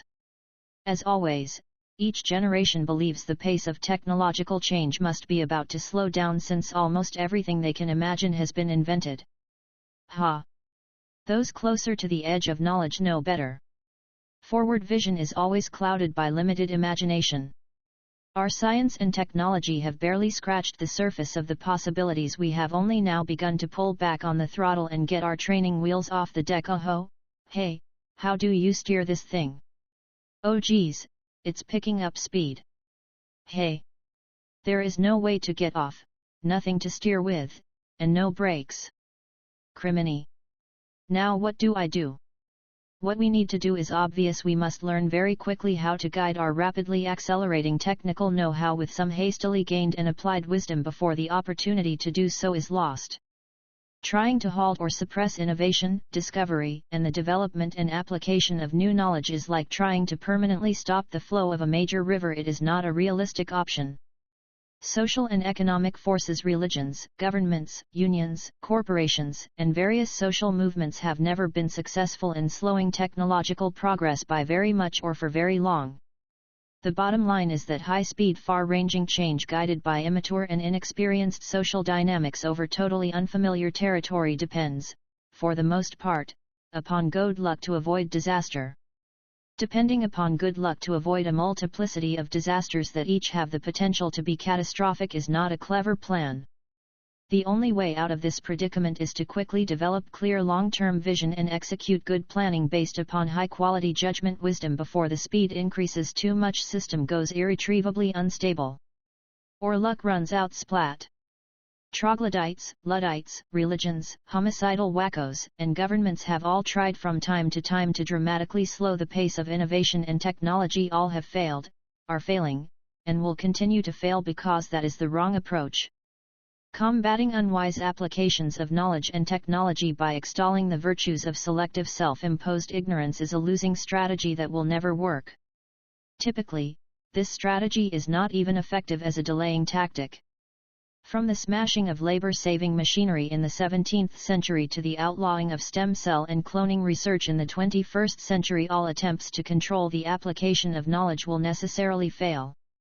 Attacking a specific result, particularly research and products that cannot be practically controlled, will never defeat the fundamental process. Cut off one head and two more will pop up in its place.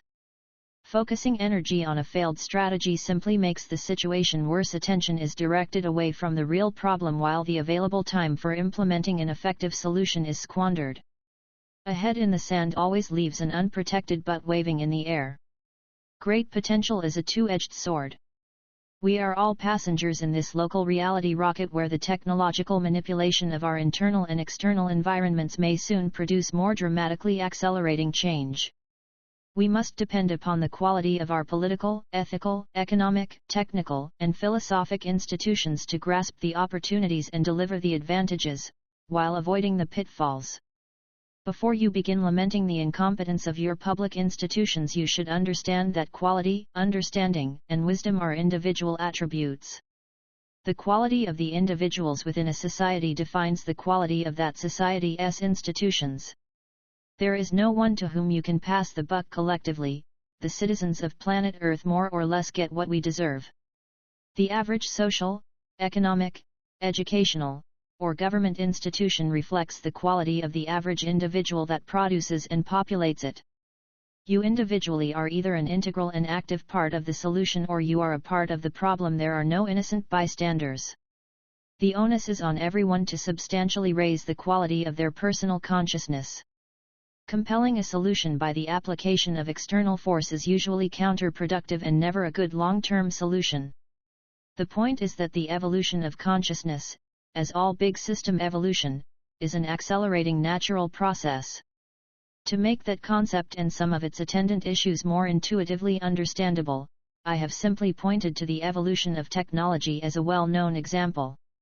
Non-physical mind can change, grow, evolve more quickly than the physical body because it contains more degrees of freedom and fewer constraints. There is, for a long time, a steady acceleration in the growth and development of consciousness. This means the rates of growth continually increase. This acceleration allows each newly evolving expression of consciousness to be more efficient and productive more and more quickly. Learning, like any other cumulative function, cannot experience large positive acceleration forever, but you would be surprised at how far consciousness can progress before the fundamental process begins to channel the greater part of its energy toward only the better opportunities. The phenomenon of accelerating learning and accelerating evolutionary process applies to the evolution of both biological and consciousness entities. In the biological realm, with the coming of cloning and genetic engineering a result of our computer and other technologies, expect the biological evolution of certain sentient entities to make discontinuous hops through the available possibilities to accelerate the potential positive or negative of their species relatively quickly. In the consciousness realm, the acceleration effect represents a steeper and smoother function of self-improvement versus time as brightness increases its capacity to learn as well as the quality and depth of its understanding. I have painted a picture of how sentient beings with aware consciousness evolve. However, I do not want you to let this understanding limit your vision as to how a particular subset of beings might have ended up populating a given dimension of reality like OS or PMR. The facts of consciousness evolution as they apply to communities within NPMR and do not logically preclude an implant of sentient beings or an implant of additional sentient capability within existing beings.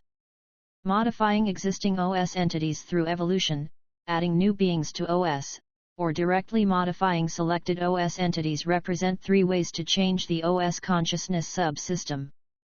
Because these are not mutually exclusive operations, existing collection of sentient beings may be the result of all three processes working together to optimize the whole.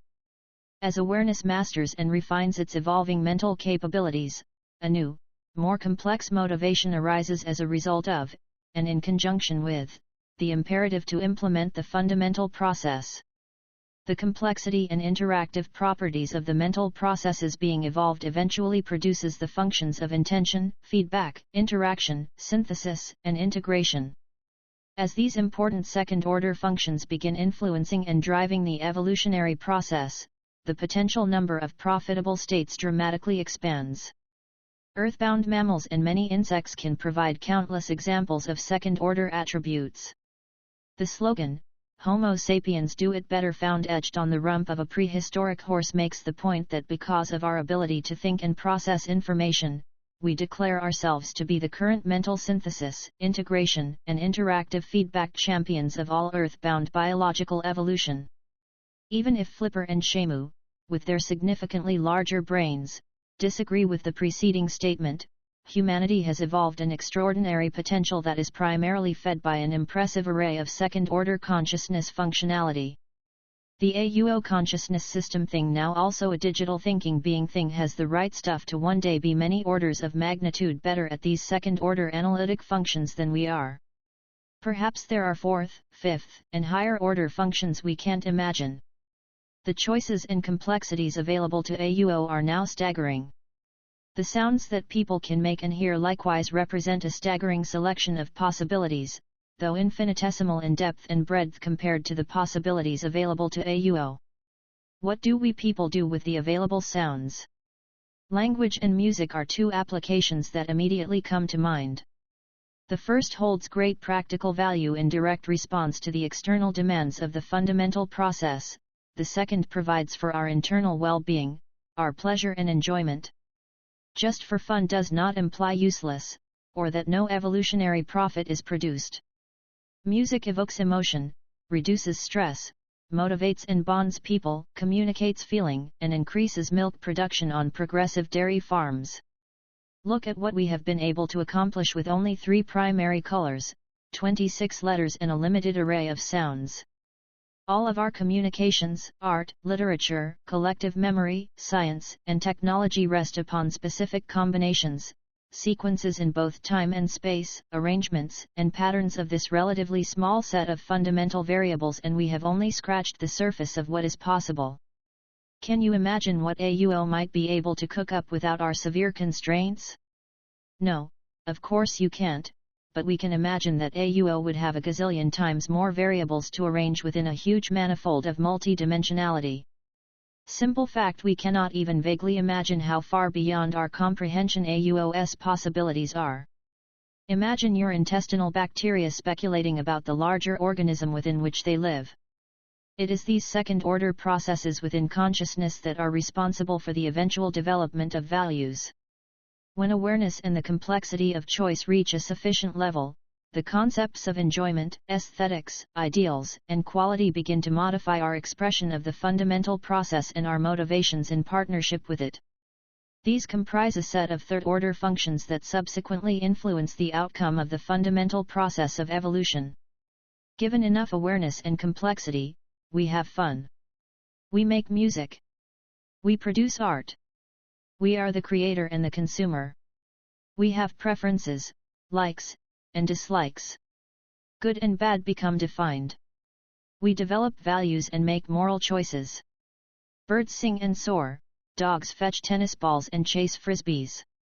Play is widespread among highly evolved creatures of all sorts.